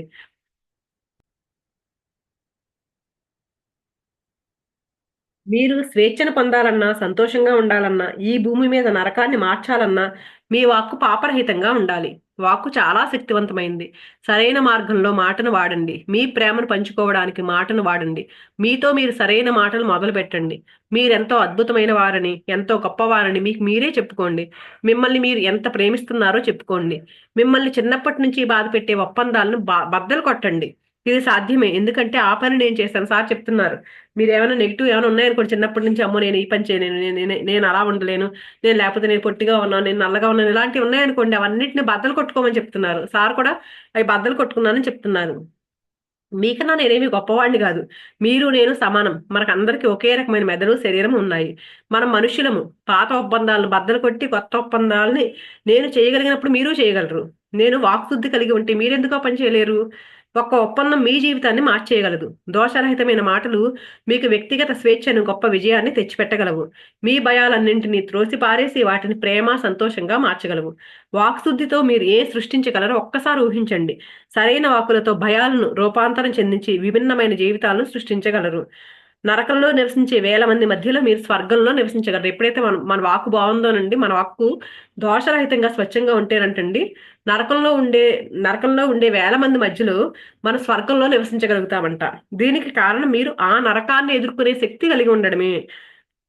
అందుకని దోషరహితంగా ఉండడం అనే ఒప్పందంతో మీరు దేవుడు రాజ్యాన్ని పొందగలరు అని చెప్తూ, ఇంకా వాక్క్షేత్రం 2 పార్ట్స్ కింద చెప్తున్నారండి. ఇది వాక్క్షేత్రం. ఇప్పుడు ఒక ఒప్పందం గురించి చెప్పారు. ఇప్పుడు వాక్క్షేత్రం 1 అంటే మానవ జీవితం త్రిక్షేత్రమయం.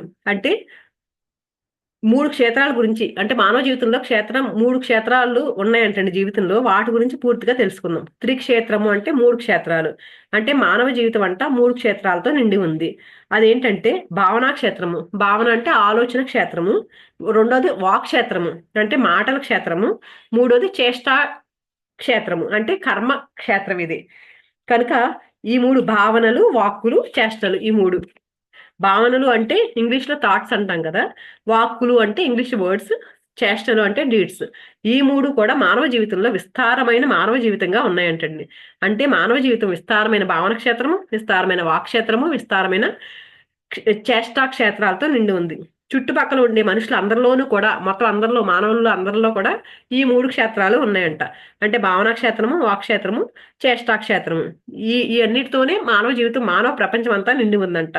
ఇప్పుడు ఈ మూడిట్ల గురించి యథార్థ పరిస్థితి గురించి చెప్తున్నారు మనకి. ఇది జీవితంలో చాలా ముఖ్యమైన అంశము. ప్రతి మానవుడు తన స్వంత జీవితాన్ని అర్థం చేసుకుంటేనే కానీ జీవితంలో ఆనందాన్ని పొందలేడు. సమర్థతకి నోచుకోలేడు. కనుక తానేంటో తాను తెలుసుకోవాలి. Man know man know thyself అని జీసస్ క్రైస్ట్ అన్నారంట. నిన్ను నువ్వు తెలుసుకో అని గౌతమ్ బుద్ధుడు చెప్పారు. మనల్ని మనం తెలుసుకోవడం అంటే నువ్వు గురించి తెలుసుకోవడం అన్నమాట. నేను అనేది 3 క్షేత్రాల మయం. నన్ను నేను తెలుసుకోవాలంటే నా భావన క్షేత్రం గురించి, నా వాక్ క్షేత్రం గురించి, నా చేష్టా క్షేత్రం గురించి తెలుసుకోవాలి. నన్ను నేను తెలుసుకున్నప్పుడు ఈ ప్రపంచం అంతటి గురించి నేను తెలుసుకోగలను. ఎందుకంటే అక్కడ కూడా ఇవే ఉన్నాయి. నన్ను నేను తెలుసుకుంటే ప్రపంచాన్ని తెలుసుకున్నట్టే. నన్ను నేను జయిస్తే ప్రపంచాన్ని అంతటినీ జయించినట్లే. నాతో నేను హాయిగా జీవించగలిగితే ప్రపంచంలో ఎక్కడైనా ఎవరితో అయినా హాయిగా జీవించగలను. నాతో నేను హాయిగా జీవించకపోతే, శాంతిగా ఉండలేకపోతే ప్రపంచంలో ఎక్కడైనా ఎవరితోనైనా హాయిగా శాంతంగా ఉండడం అనేది అసంభవం. అంటే నాతో నేను ఆనందంగా ఉండాలంటే, నాతో నేను ఆనందంగా ఉంటేనే పక్కన ప్రపంచంలో అందరితోనూ ఆనందంగా ఉండగలుగుతామంటండి. అందుకని నో దై సెల్ఫ్ అంటే నా జీవితం గురించి నేను తెలుసుకోవడము. మానవుడికి ఉన్నవి ఆలోచనలు, మానవుడికి ఉన్నవి వాక్కులు, మానవుడికి ఉన్నవి చేష్టలు. దీనినే మనం మనస వాచ కర్మన అంటాం కదా. మనస్సు అనేది ఆలోచనల సమూహం, వాచ అన్నది వాక్కుల సమూహం, కర్మలు అన్నవి చేష్టల సమూహం. అందుకని ఈ మూటి గురించి మనస వాచ కర్మన వీటి గురించి సమూలంగా అమూలాగ్రంగా తెలుసుకుందాము. ఫస్ట్ భావనా క్షేత్రము. 3 క్షేత్రాలు చెప్పారు కదండి. ఆ 3 క్షేత్రాల్లో ఫస్ట్ భావన అంటే ఆలోచనలకు సంబంధించింది అనమాట. భావనా క్షేత్రం గురించి చెప్తున్నారు. మొట్టమొదటిగా మనం భావనా క్షేత్రాన్ని తీసుకుందాం. దీన్నే మనం ఆలోచనల క్షేత్రము అంటాము. దీనిలో మన ఆలోచనలు, ఊహలు ఉంటాయి. ప్రతి ఒక్కరికి ఈ భావనా క్షేత్రం ఉంటుంది. అందులో ఎంతో కొంత విహరిస్తూ ఉంటాం. మనం ఆలోచనలు విహరిస్తూ ఉంటాం కదండి. అందులో ఎంతో కొంత జీవిస్తూ ఉంటాం ఏదో రకంగా. మన ఆలోచనలు రకరకాలుగా ఉంటాయి. మన భావనలు రకరకాల స్థాయిల్లో విహరిస్తూ ఉంటాయి. మన భావనలు పక్షులు లాంటివి. ఈ విశాల గగనంలో ఎక్కడా అడ్డుండదు. అంతే కదండి. ఆలోచనలు ఎక్కడికో వెళ్ళిపోతాం. మనం ఇక్కడ ఉంటామా, అమెరికాలో ఉన్న వాడి గురించి ఆలోచిస్తూ అలా అలా ఉంటాం కదా. అంటే ఎక్కడో ఏదైనా ఆలోచించగలుగుతాం. పక్షిలాగా చూడండి ఎక్కడికైనా ఎగిరిపోతా ఉంటుంది. అలాగే మన ఆలోచనలు ఎలా ఉంటాయి, పక్షుల్లాంటివంట. ఈ విశాల గగనంలో ఎక్కడ అడ్డుండదు. ఎక్కడైనా విహరించవచ్చు. మన భావనా ప్రపంచం అనేది ఆస్ట్రల్ ప్రపంచం. ఇక్కడ తప్పులు లేవు, ఒప్పులు లేవు. మన భావనలలో దోపిడీలు చేయొచ్చు, దొంగతనాలు చేయొచ్చు, అక్రమాలు చేయొచ్చు. ఢిల్లీ సుల్తాన్ కావచ్చు, రామానుజాచార్యులు కావచ్చు, ఏదైనా కావచ్చు. అంటే మన ఆలోచనలు ఏది చేసినా సరే, ఎలాంటి ఆలోచనలు చేసినా సరే, ఏమిటి నీ ఆలోచనలు ఎలా ఉన్నాయి, అలా ఉన్నాయి అని ఎవరు ప్రాసిక్యూట్ చేయరు కదండి. జడ్జిమెంట్ ఎవరు, కోర్టులో కేసు పెట్టరు. మన ఆలోచనలు ఎవరికి తెలియదు, పక్కన వాళ్ళకి తెలియదు కదా. ఎవరు కేసు పెడతారు మన ఆలోచనల మీద, ఎలాంటి ఆలోచనలు చేసినా కూడా. ఎందుకంటే అవి ఆలోచనలు ఆస్ట్రల్ వరల్డ్ కి సంబంధించినవి, భౌతిక ప్రపంచానికి సంబంధించినవి కాదు ఇవి. ఎవరికి వారే భావే తీరే. మన భావనా ప్రపంచంలో మన ఇష్టం వచ్చినట్టు మనం వివరిస్తూ ఉంటాము. అంటే మనం సర్వస్వతంత్రులం ఈ ఆలోచనల్లో. ఇది సృజనాత్మక క్షేత్రం, అంటే క్రియేటివ్ వరల్డ్ ఇది. ఇందులో రకరకాల విషయాలను సృష్టిస్తూ ఉంటాం, రకరకాల పరిస్థితుల్లో ఉంటాం మనం. ఈ భావనా ప్రపంచంలో ఈ క్రమక్రమాలు, న్యాయాలు లేవు, ధర్మాధర్మాలు లేవు, తప్పొప్పులు లేవు, సరైంది సరికాని ద్వంద్వాలు కూడా లేవు ఇక్కడ. కనుక ఒకరి ఆలోచన ఇంకొకరు పట్టించుకోరు. అవి పట్టించుకునే స్థితిలో లేవు అవి. పట్టించుకో పట్టించుకునే స్థితిలో లేని వాటి గురించి వారి భావన ప్రపంచం అలా సిద్ధిస్తుంది. ఎవరి భావనారీతి ఎలా ఉంటుందో వారి భావన ప్రపంచం అలాగే రూపుదిద్దుకుంటుంది. అంటే మన ఆలోచనలు పక్కన వాళ్ళ గురించి ఏమి, దీని గురించి ఇప్పుడు మనం తప్పుడు ఆలోచన చేసామనుకోండి, వాటి గురించి ఏమి కేసులు పెట్టరు కదా ఎవరు, మన ఆలోచన గురించి పక్కన వాళ్ళు. అంటే ప్రతి మనిషి కూడా ఈ మొదటి ప్రపంచమైన భావనా క్షేత్రంలో, భావనా ప్రపంచంలో సర్వస్వతంత్రుడు. అక్కడ యథేచ్ఛసి తథాకురు అంటే నీ ఇష్టం వచ్చినట్లు చెయ్యి నీ భావనా ప్రపంచంలో. ఎవ్వరూ ఎవరికి అడ్డు కాదు. ఏది అడ్డు కాదు, ఏది అసందర్భం కాదు, ఏది అసమంజసం కాదు, ఏది ప్రేలాపన కాదు. ఎవరిష్టం వాళ్ళది. ఎవరిష్టారాజ్యాన్ని ఏలుకుంటాం మన భావనా ప్రపంచంలో. నా తల్లి ఇలా ఎందుకు ఆలోచిస్తుంది అని అడగడానికి లేదు. ఆమె ఇష్టం ఆమెది, ఆమె ఆలోచనలు ఆమెవి. ఆమె ఇష్టం. నా శత్రువు ఎందుకు ఇలా ఆలోచిస్తున్నాడు అంటే వాడి భావనా ప్రపంచంలో వాడిష్టం. మనం ఎలా ఆలోచిస్తున్నాం, మరి వాళ్ళు ఎందుకు అలా ఆలోచిస్తున్నారు అని కాదు. మనల్ని బట్టి వాళ్ళు కాదు, వాళ్ళని బట్టి వాళ్ళు ఉంటారు. మన ఆలోచన ప్రపంచం మనలోనే పుడుతుంది. వాళ్ళ ఆలోచన ప్రపంచం వాళ్ళలో నుంచి పుడుతుంది. ఎవరెవరి భావనా ప్రపంచంలో వాళ్ళ ఆలోచనలో వాళ్ళకి వాళ్ళు సర్వస్వతంత్రులు. ఒక విధంగా ఆలోచించామనుకోండి, ఆ ఒక విధంగా అంటే ఒకళ్ళు చంపాలి అని ఆలోచిస్తున్నాం అనుకోండి, ఆ ఆలోచనలతోనే చనిపోతే పైలోకాలకు వెళ్ళిన తర్వాత ఎందుకు ఇలా ఆలోచించావని ఎవరో అడగరు అని చెప్తున్నారు. ఇక్కడ మనం ఎలా వాటిని మనం పట్టించుకోమో అక్కడ కూడా వాళ్ళు అంతకంటే పట్టించుకోరు. అక్కడ మనల్ని ఎవరో అడగరు, పైలోకంలో గురించి చెప్తున్నారండి. ఎందుకు ఇలా ఆలోచిస్తున్నావని చెప్పి. కనుక మన ఆలోచనలకు మనం ఎంత మాత్రం సిగ్గుపడాల్సిన పని లేదు. నీ ఆలోచన కంట్రోల్ చేసుకో అని మన వేదాంతంలో చెప్తూ ఉంటారు. మన ఆలోచనలు కంట్రోల్ చేసుకోవాల్సిన అవసరం లేదు. వేదాంత ధోరణిలో ప్రాచీన భారతదేశ సంప్రదాయాల్లో ఆలోచన కంట్రోల్ చేసుకోమని చెప్పారు. అయితే అది ఎంత మాత్రం సత్యం కాదు.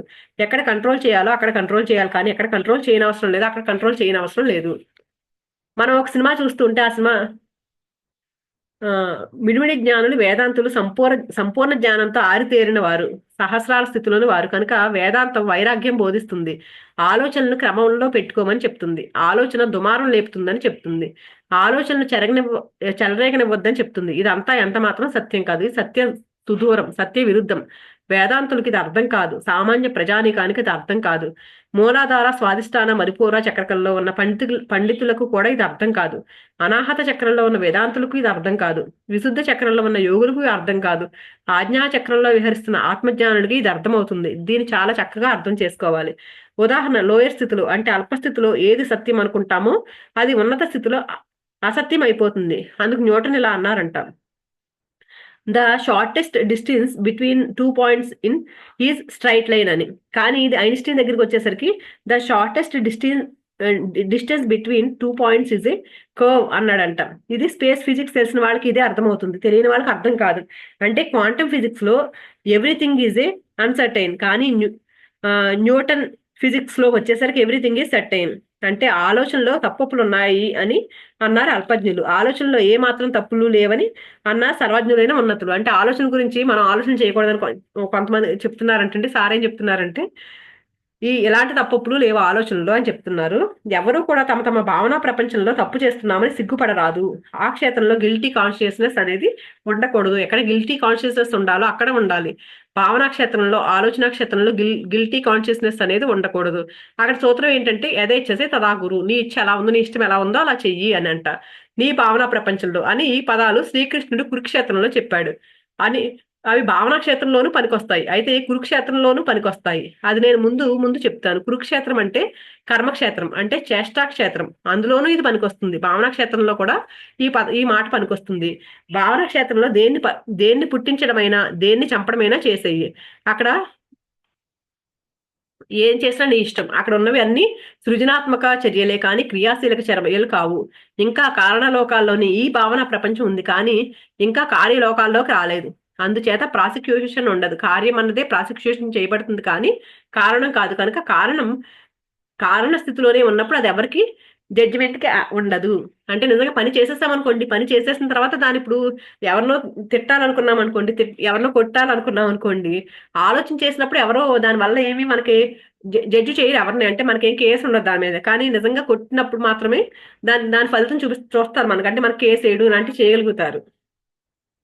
జీసస్ క్రైస్ట్ అన్నారు, జడ్జి ఏ నాట్ అని. అంటే ఎవరిని కూడా జడ్జి చేయొద్దని చెప్పారు. ఈ 3 మాటలలో సమస్త ఆత్మవిజ్ఞానం నిబిడీకృతం అయి ఉంది. ఈ 3 పదాలు సహస్రాల స్థితి నుంచి వచ్చాయి. ఇవి అనాహత చక్రం నుంచో, విశుద్ధ చక్రం నుంచో, ఆజ్ఞా చక్రం నుంచో రాలేదు. సహస్రాల స్థితిలో నుంచి వచ్చాయి. దీన్ని ఎవరు అర్థం చేసుకుంటారు? సహస్రాల స్థితిలో నుంచి వచ్చిన వాళ్ళే అర్థం చేసుకుంటారు. ఒక కార్పోని ఎవరు అర్థం చేసుకోగలరు? ఒక ఆనంద్ అర్థం చేసుకోగలరు. అంటే వీళ్ళు చెస్ ఆడే ఉంటారు కదండి, వీళ్ళంతా ఆనంద్, కార్పో వీళ్ళంతా చెస్ పండితులు ఉన్నారు కదా. కొద్దిగా చెస్ నేర్చుకున్న వాళ్ళకు కార్పో తెలియజాలడు, కానీ ఒక వరల్డ్ ఛాంపియన్ ని ఇంకొక వరల్డ్ ఛాంపియన్ మాత్రమే అర్థం చేసుకోగలడు. జీసస్ క్రైస్ట్ మాటల్ని జీసస్ క్రైస్ట్ స్థితిలో ఉన్న వాళ్ళు మాత్రమే అర్థం చేసుకోగలరు. సామాన్య ప్రజలు అర్థం చేసుకోలేరు, అది అసంభవం. అది చెయ్యొద్దు ఎన్నటికి. ఎవరు మీ పక్క వాళ్ళు అంటే వాళ్ళు కూడా మూడే. మీరు ఏ విధంగా మూడో వారు కూడా మూడే. పక్కవాడు 3 అంటే వాడి 3, వాడి భావనాక్షేత్రం, వాడి వాక్క్షేత్రం, వాడి చేష్టాక్షేత్రం. ఎవరిని జడ్జి చేయడానికి ఎవరికి అర్హత లేదు. కనుక జీసస్ క్రైస్ట్ యొక్క వాక్క్షేత్రం నుంచి వచ్చిన వాక్కులు అద్భుతమైనవి, అవి సత్యవాక్కులు. శ్రీకృష్ణుడి వాక్క్షేత్రం నుంచి వచ్చిన వాక్కులు ఎంత అద్భుత వాక్కులు. కనుక జీసస్ చెప్పినవి, కృష్ణుడు చెప్పినవి, బుద్ధుడు చెప్పినవి వాక్కులు వారి వారి వాక్క్షేత్రం నుంచి ప్రసరించినవే. వారు ఏం చెప్పారంటే ఎవరి ఆలోచనను పట్టించుకోవద్దు, అవి సృజనాత్మకమైనవి, క్రియాశీలకమైనవి కావు. అందులో వారికి సర్వ స్వతంత్రం ఉంది. హాని చేయొచ్చు, కీడు చేయొచ్చు, లాభం చేయొచ్చు, నష్టం చేయవచ్చు, అది వారి వారి ఇష్టం. ఇకపోతే మిగతా 2 క్షేత్రాల గురించి తెలుసుకుందాం. అవి వాక్క్షేత్రము, చేష్టాక్షేత్రము. అయితే 2వ క్షేత్రం వదిలిపెట్టి ఈ 3వ క్షేత్రమైన చేష్టాక్షేత్రం చూద్దాం. ఆ తర్వాత వాక్క్షేత్రం గురించి చెప్పుకుందాం. ముందు 3వ చెప్తున్నారండి చేష్టాక్షేత్రం. ముందు భావనా క్షేత్రం చెప్పారు కదా, అంటే మన ఆలోచన మన ఇష్టం, ఎలాంటి ఆలోచనలైనా చేయొచ్చు అని చెప్పారు కదా. తర్వాత చేష్టాక్షేత్రం గురించి చెప్తున్నారు. అంటే ఎలాంటి ఆలోచన చేసినా మనకి ఏం పనిష్మెంట్, ఇక్కడ ఏం పనిష్మెంట్లు ఏమి ఉండవు. అవి హాస్టల్ లోకాలకు సంబంధించినవి. అక్కడికెళ్ళాక మీరేంటి ఇలా ఎందుకు ఆలోచించారని ఎవరు అడగరు మిమ్మల్ని అని చెప్పారు. తర్వాత చేష్టా క్షేత్రం గురించి చెప్తున్నారు. ఏంటి చేష్టా క్షేత్రం అంటే, ఇది కురుక్షేత్రము అంటే అదే కర్మక్షేత్రము. కురు అనే ధాతువు నుంచి వచ్చింది. అంటే మనం చేసే కార్యాలన్నీ కురుక్షేత్రానికి సంబంధించినవే. అంటే తినడము, త్రాగడము, చంపడము, కొట్టడం ఇలాంటి రకరకాల పనులు చేయడము. అంతే కదా! కర్మ అంటే అదే కదండి. మనం ఏ పని చేస్తామో చేసే పనే కదా కర్మ. ఏ పనిని ఈ శరీరంతో చేసినా దానిని కురుక్షేత్రం అంటాము. మన శరీరంతో ఏ పని అయితే చేస్తామో దాన్ని కురుక్షేత్రం అంటామంట. చేష్టలు మాటలతో కూడుకుని ఉన్నవైనా మాటలను మాత్రం మనం విడిగా తీసేస్తున్నాం. చేష్టలను దూరంగా చేసి మాటలు కాని చేష్టలను చేష్టా ప్రపంచంలో పెట్టి చేష్టా ప్రపంచాన్ని మనం అర్థం చేసుకుంటున్నాము. ఉదాహరణ ఏంటంటే, అర్జునుడు ద్రోణుణ్ణి చంపాలి, అది ఒక చేష్ట. లేదా అభిమన్యుడు ఉత్తరను పెళ్లి చేసుకోవాలి, అది ఒక చేష్ట అనే చేసే పని గురించి చెప్తున్నారనమాట ఇక్కడ. ఉద్యోగం చేయాలి, పిల్లల్ని కనాలి, డబ్బుల్ని సంపాదించాలి, భోగించాలి, ఇవన్నీ కూడా చేష్టలు. చేష్టా క్షేత్రం గురించి చెప్తున్నారు కదా, అంటే చేష్ట అంటే ఏంటని చెప్తున్నారనమాట. మనం క్రియారూపకంగా ఏది చేసినా దాన్ని మనం చేష్ట అంటాము. ఎలా అయితే భావనా ప్రపంచం కేవలం హాస్టల్ ప్రపంచము, కేవలం కారణ ప్రపంచము, ఈ చేష్టా ప్రపంచం అన్నది భూ ప్రపంచానికి సంబంధించినది. ఇది కురుక్షేత్రము, ఇది కార్యక్షేత్రము. భావనా క్షేత్రం అనేది కారణ క్షేత్రము, అయితే ఇది కార్యక్షేత్రము. ఈ క్షేత్రం గురించి అంటే మూడవ క్షేత్రమైన చేష్టా క్షేత్రం గురించి, కురుక్షేత్రం గురించి, కార్యక్షేత్రం గురించి మనం వివరంగా తెలుసుకుందాం. ప్రపంచంలో రకరకాల మనుషులు ఉన్నారు. మొట్టమొదటగా మానవ శరీరంలో ప్రవేశించిన వాళ్ళు ఉన్నారు. మానవ శరీరంలో ప్రవేశించి 10 జన్మలు తీసుకున్న వాళ్ళు ఉన్నారు. 500 జన్మలు తీసుకున్న వాళ్ళు ఉన్నారు. అంటే రకరకాలుగా మనం చేసే పనులను బట్టి జన్మలు పెరుగుతూ ఉంటే కొంతమంది తగ్గుతాయి. కొన్ని జన్మల్లోనే కొన్ని జన్మలే తీసుకున్న వాళ్ళు ఉంటారు. అంటే వీళ్ళందరి స్వభావాలు ఒకే రకంగా ఉండవు. అంతే కదండి. మానవులందరూ స్వభావాలు ఒకేలా ఉండవు కదా. మొట్టమొదటిలో తమోగుణ ప్రధానిగా వస్తాడు. మానవుడు కొన్ని జన్మలు తీసుకున్న తర్వాత మెల్లిమెల్లిగా ఆ గుణం నుంచి మారిపోతూ మారిపోతూ రజోగుణ ప్రధానిగా మారతాడు. ఆ తర్వాత మెల్లమెల్లగా మారుతూ మారుతూ సత్వగుణ ప్రధానిగా వస్తాడు. ఆ తర్వాత ఇంకా మెల్లిగా మెల్లిగా మారుతూ నిర్గుణ అయిపోతాడు.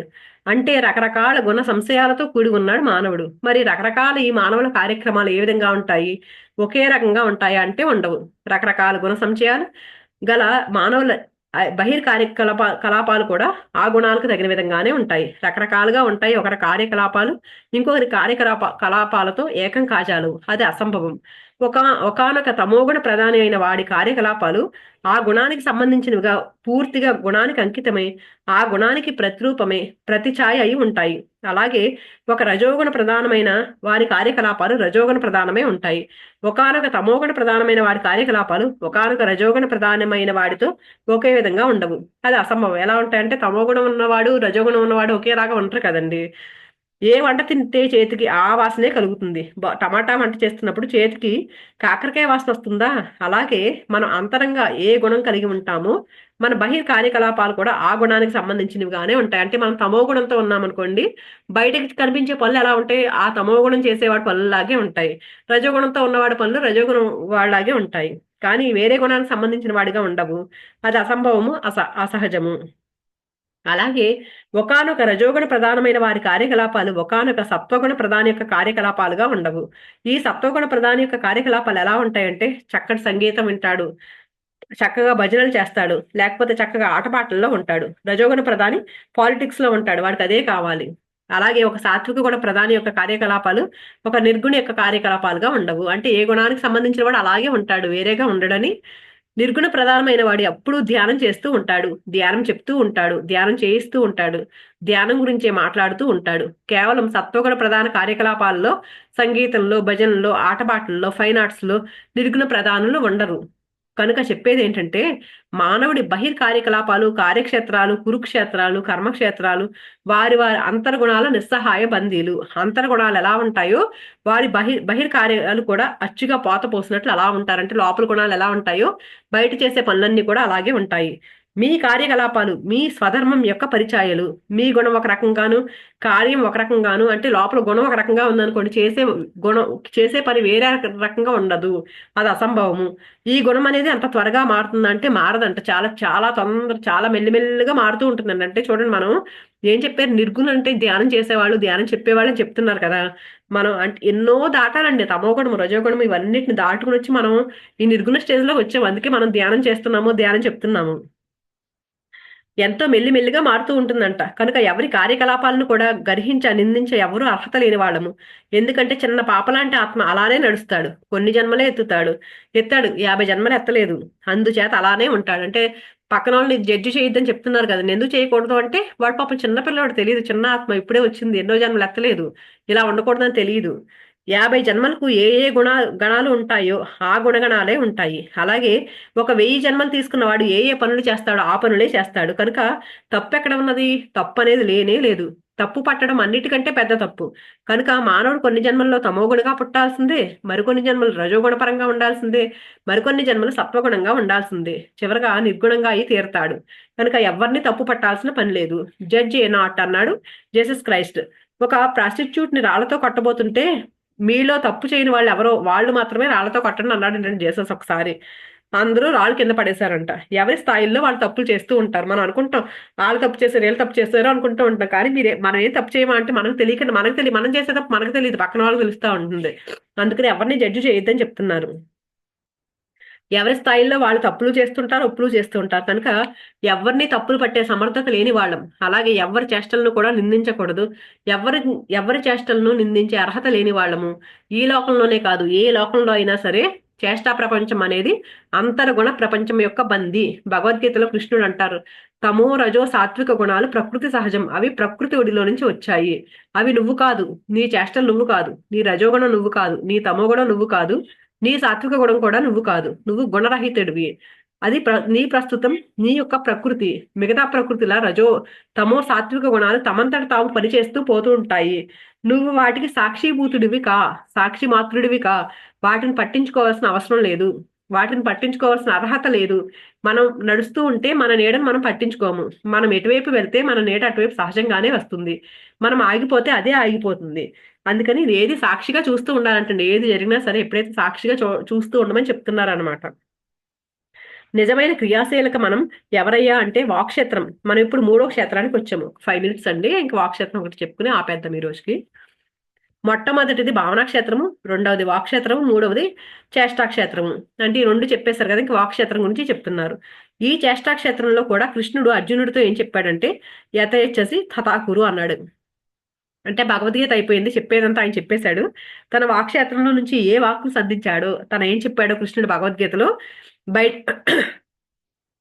అవన్నీ చెప్పేశాడు. ఆయన బయటికి తీసుకొచ్చేసాడు భగవద్గీత అంతా చెప్పేసిన తర్వాత అర్జునుడికి.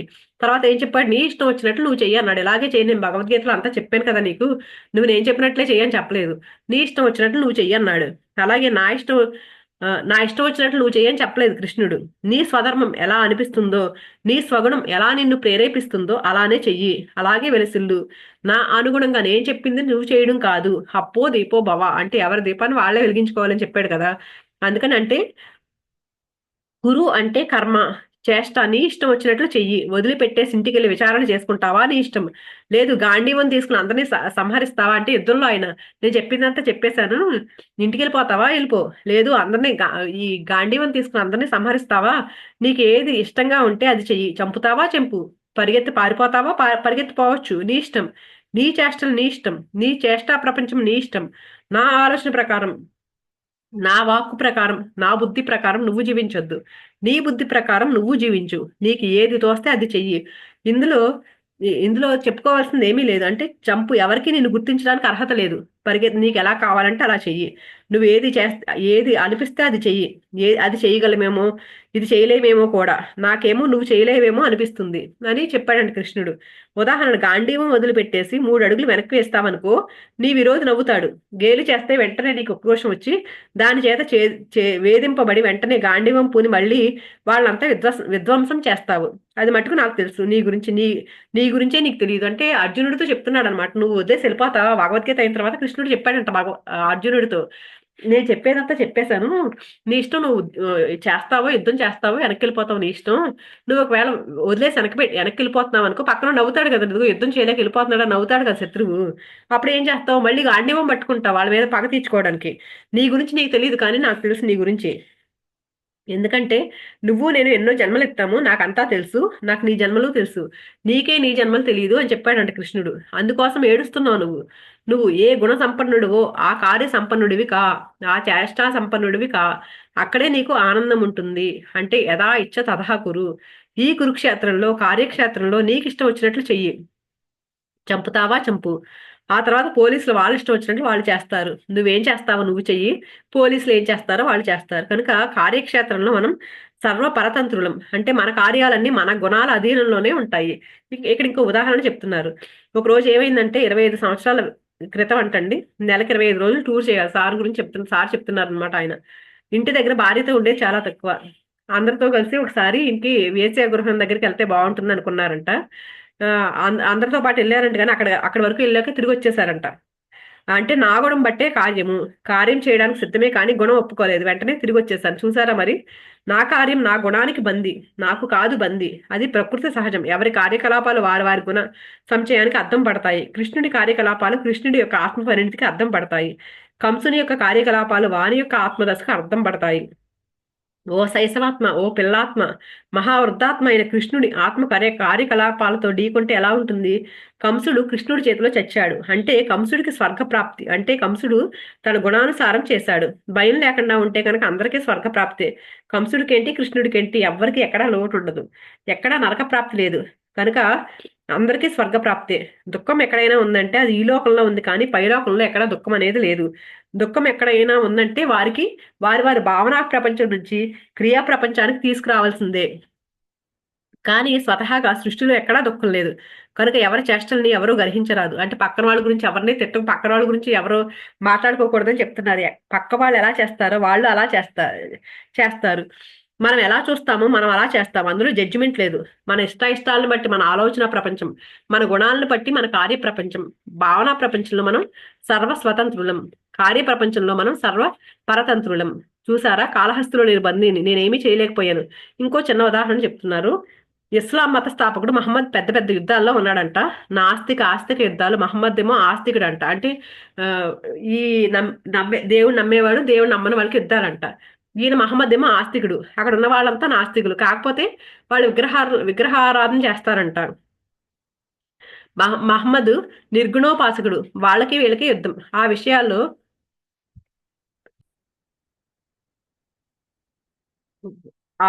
అనేక యుద్ధాలు జరిగినాయి అంటండి. ఒకసారి మహమ్మద్ కింద పడిపోయాడంట. ఆ నాస్తికుడు మహమ్మద్ మెడ మీద కత్తి పెట్టేసి, ఇప్పుడు నీ అల్లా రక్షిస్తాడా, ఎక్కడున్నాడు నీ అల్లా, నిన్ను చంపేస్తున్నాడా అన్నాడంట.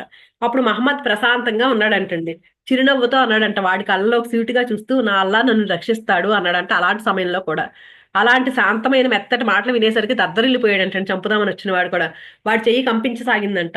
ఆ చెయ్యి కంపించడంతో వాడి కత్తి కింద పడిపోయిందంట. వెంటనే మహమ్మద్ ఆ కత్తి తీసి అతని మెడ మీద పెట్టి, ఇప్పుడు నిన్నెవరు రక్షిస్తారు, నీకు అల్లా లేడు కదా, నువ్వెవరితో మొరపెట్టుకుంటావు అన్నాడంట. వాడికి భయము, వాడి తమోగుణం ప్రకారం వాడు చేశాడు. ఆ నిర్భయుడైన మహమ్మద్ వాడిని చంపలేదు. అతడు శరణు కోరాడు, ఇతను శరణిచ్చాడు. అంటే ఎవరెవరి గుణాల ప్రకారం వాళ్ళు అలా చేసుకుంటూ పోతారు. కనుక ఒకరి కార్యకలాపాలని మనం దూషించలేము. మరి దేని దూషించాలి అంటే, అటు భావనా ప్రపంచాన్ని దూషించలేము, ఇటు కార్య ప్రపంచాన్ని దూషించలేము. మధ్యలో ఉన్న ప్రపంచమే దోషణ భూషణాలకు అర్హత కలది. ఇప్పుడు మనం ఈ రెండవ ప్రపంచంలోకి వస్తున్నాం, రెండవ క్షేత్రంలోకి వస్తున్నాం. దీన్ని మనం వాక్క్షేత్రం అంటాము. మొదటి భావనా క్షేత్రంలో మనం సర్వ స్వతంత్రులం. అంటే మనం ఏది కావాలంటే అలా ఆలోచించుకోవచ్చు. చేష్టాక్షేత్రంలో మనం సర్వపరతంత్రులం. చేష్టాక్షేత్రంలో మన గుణాలకే మన బందీలం. ఈ గుణం ఎక్కడి నుంచి వచ్చింది అంటే మన అనేక జన్మ కర్మల సముచ్చయమే. రెండో చేష్టాక్షేత్రం గురించి చెప్పారు కదా, అదేంటి మన గుణాలను బట్టి ఉంటుంది. మనం ఎలాంటి గుణాలతో ఉంటామో మన ప్రవర్తన అలాగే ఉంటుంది. అది ఎక్కడి నుంచి వచ్చిందంటే మన గత జన్మల్లో ఆ కర్మలు అవన్నీ ఉంటాయి కదా, వాటిని ఆ వాసనలు, అలాంటి వాసనలు మన గుణాలు, ఆ వాసనల సముదాయమే మన గుణము. గుణాలు మారవని కాదు, చాలా మెల్లిగా మారుతూ ఉంటాయి. ఎంతో కాలానికి చిన్న చిన్న మార్పులతో ముందుకు సాగుతుంది. అది పెను మార్పులకు తావులేదంట. ఆ గుణాలు చాలా చాలా లేటుగా ఉంటాయంటండి మారడం.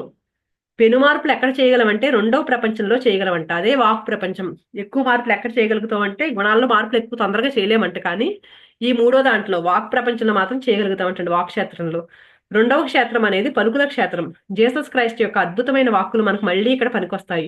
నిజానికి జీసస్ క్రైస్ట్ గురించి ఎంత ఆలోచిస్తే అంత మహనీయత బయటకు వస్తుంది. ఆయన what goes into the mouth that does not defile the person, what comes out of the mouth that defile the person అన్నారు. అంటే నోట్లోకి ఏం పోతుందో అది మానవుడిని నాశనం చేయదు, నోట్లోంచి ఏది బయటకు వస్తుందో అదే మానవుడిని నాశనం చేస్తుంది అన్నాడంట. అంటే వాక్ ప్రపంచం, వాక్కులు చేష్టల గురించి ఆయన ప్రస్తావించలేదంటండి, వాక్కుల గురించి ఆయన ప్రస్తావించాడు. అంటే నీ నోట్లోంచి ఏది బయటకు వస్తుందో అదే వాక్కే బయటకు వస్తుంది అని చెప్తున్నారు. తలలో నుంచి తలుపులు వస్తాయి, నోట్లో నుంచి వాకులు వస్తాయి, కాయంలో నుంచి కర్మలు వస్తాయి. తలపుల క్షేత్రం నీ ఇష్టం, చేష్టల క్షేత్రం నీ ఇష్టం కాదు. తమంతట తాము చేష్టలు సాగుతూ ఉంటాయి. మరి ఈ మధ్యలో ఉంటే రెండవదైన తలకి కాయానికి మధ్య అనుసంధానమైన కారణానికి కార్యానికి మధ్య సన్నిహితమైన మధ్యదైన వాక్ ప్రపంచం అత్యంత కీలకమైనది. ఇది చాలా ఇంపార్టెంట్, వాక్ క్షేత్రం అనేది చాలా ఇంపార్టెంట్ అని చెప్తున్నారు. ఎందుకంటే ఆ చేష్ట అనేది మన శరీరానికి సంబంధించింది, ముందు చెప్పింది ఆలోచనకు సంబంధించింది కదా, ఇది మాత్రం చాలా కీలకమైనది. ఇందులో ఈ వాక్క్షేత్రంలో తప్పులున్నాయి, ఒప్పులున్నాయి, సరిగ్గా చేయడం ఉంది, సరిగ్గా చేయకపోవడం ఉంది, సమర్థత ఉంది, అసమర్థత ఉంది, స్పష్టత ఉంది, స్పష్టత లోపం ఉంది, శాస్త్రీయత ఉంది, అశాస్త్రీయత ఉంది, సందర్భోచితం ఉంది, సందర్భోచితం లేకుండా ఉంది. కనుక సరి చేసుకోవాల్సిన జీవితం ఏంటి అంటే అదే వాక్ ప్రపంచం అంట. మానవుడి 3 క్షేత్రాలు ఏంటి? భావనా క్షేత్రము, వాక్క్షేత్రము, చేష్టా క్షేత్రము.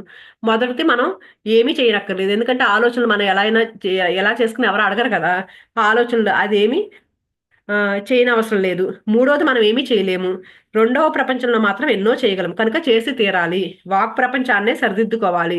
ఇదే ప్రధాన ప్రబోధం. మానవులందరూ ఏం చేస్తుంటారంటే ఎక్కడ సరి చేసుకోని అవసరం లేదో అక్కడ సరి చేయడానికి ప్రయత్నిస్తారు. అందుకు మనం ఏం చెప్తున్నారు, ఎందుకు ఇక్కడ ఆలోచన మనం ఏమో భావనా క్షేత్రంలో ఏం మార్చుకోకర్లేదు, చేష్టా క్షేత్రంలో ఏం మార్చుకోకర్లేదు, కానీ ఇక్కడ మాత్రం మార్చుకోవాల్సింది చాలా ఉందంటండి. కానీ మానవులు ఏం చేస్తున్నారు, మార్చుకోక్కర్లేని అన్నింటినీ మార్చుకోవడానికి ట్రై చేస్తున్నారంట. ఎక్కడైతే సరి చేసుకోలేమో అక్కడ కూడా సరి చేయడానికి ప్రయత్నిస్తారు. రెండు అజ్ఞానపు చేష్టలే, జ్ఞానపు చేష్టలు కావు. ఏమిటి నిజమైన జ్ఞానపు చేష్ట అంటే రెండవ క్షేత్రమైన వాక్క్షేత్రంలో మొత్తం సరి చేసుకోవాలి.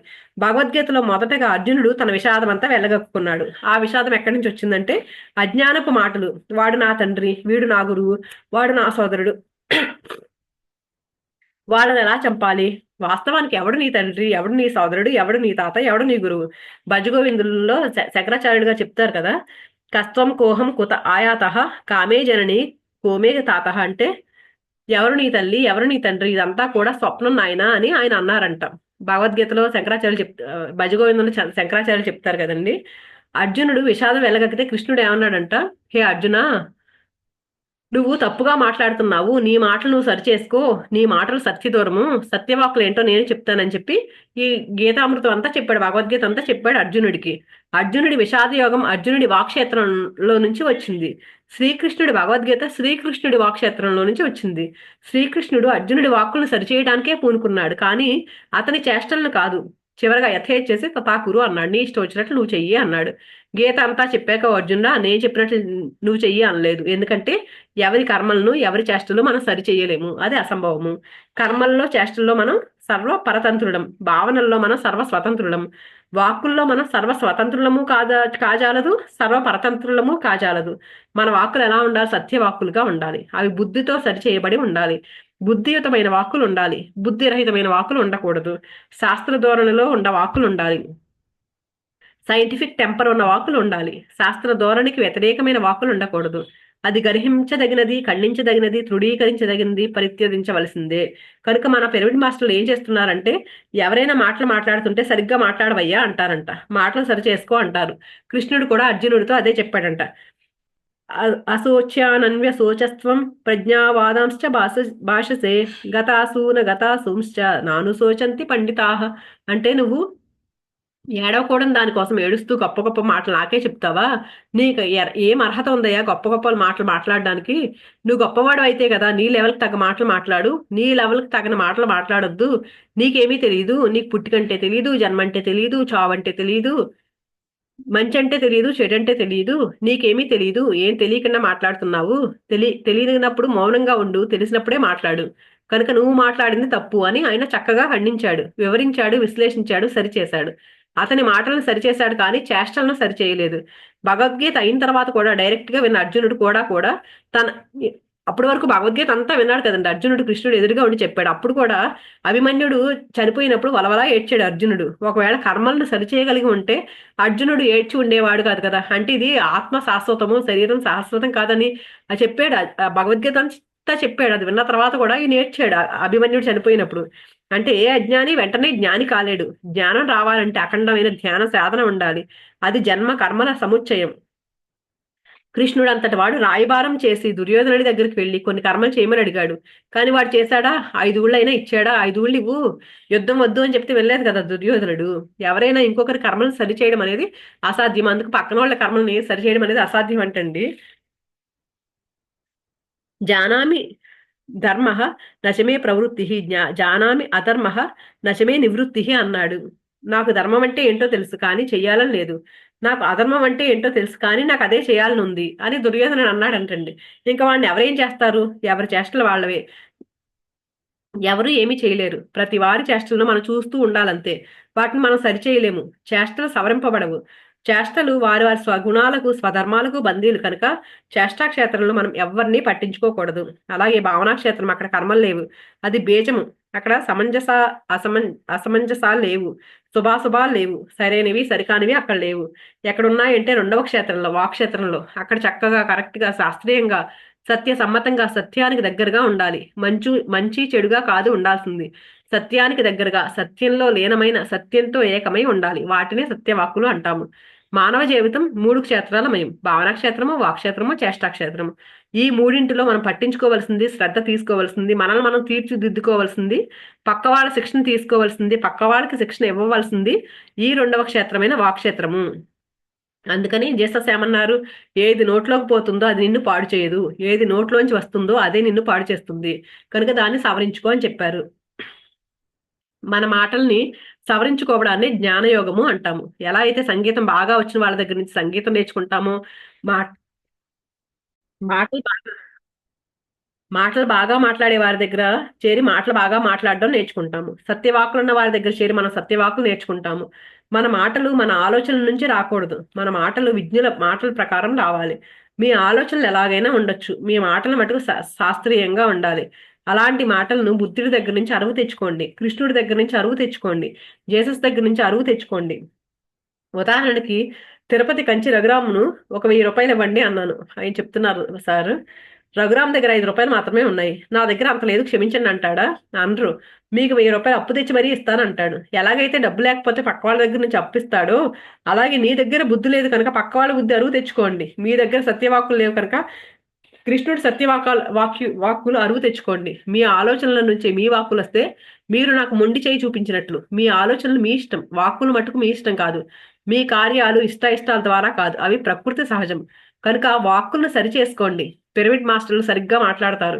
పిరమిడ్ మాస్టర్లు అందరికీ ఇది అనుభవమే. ఎవరైనా తప్పు మాట్లాడితే వెంటనే నేను తప్పు పడతాను. ఎవరైనా గుడ్ మార్నింగ్ అంటే ఏమయ్యా బ్యాడ్ మార్నింగ్ ఎక్కడైనా ఉందా అంటాను. ప్రతి ఒక్కరూ వచ్చి బాగున్నారా సార్ అంటే ఎందుకు బాగుండవు, నేనేమైనా రోగినా, నేనేమైనా హాస్పిటల్ నుంచి వచ్చానా, మీకు పిచ్చి పట్టిందా, బాగా ఉన్నవాడిని చూసి బాగున్నారా అని అడుగుతారా, నీకు బుద్ధి లేదా, నీ బుద్ధి గడ్డి తిందా అని వెంటనే అంటాను.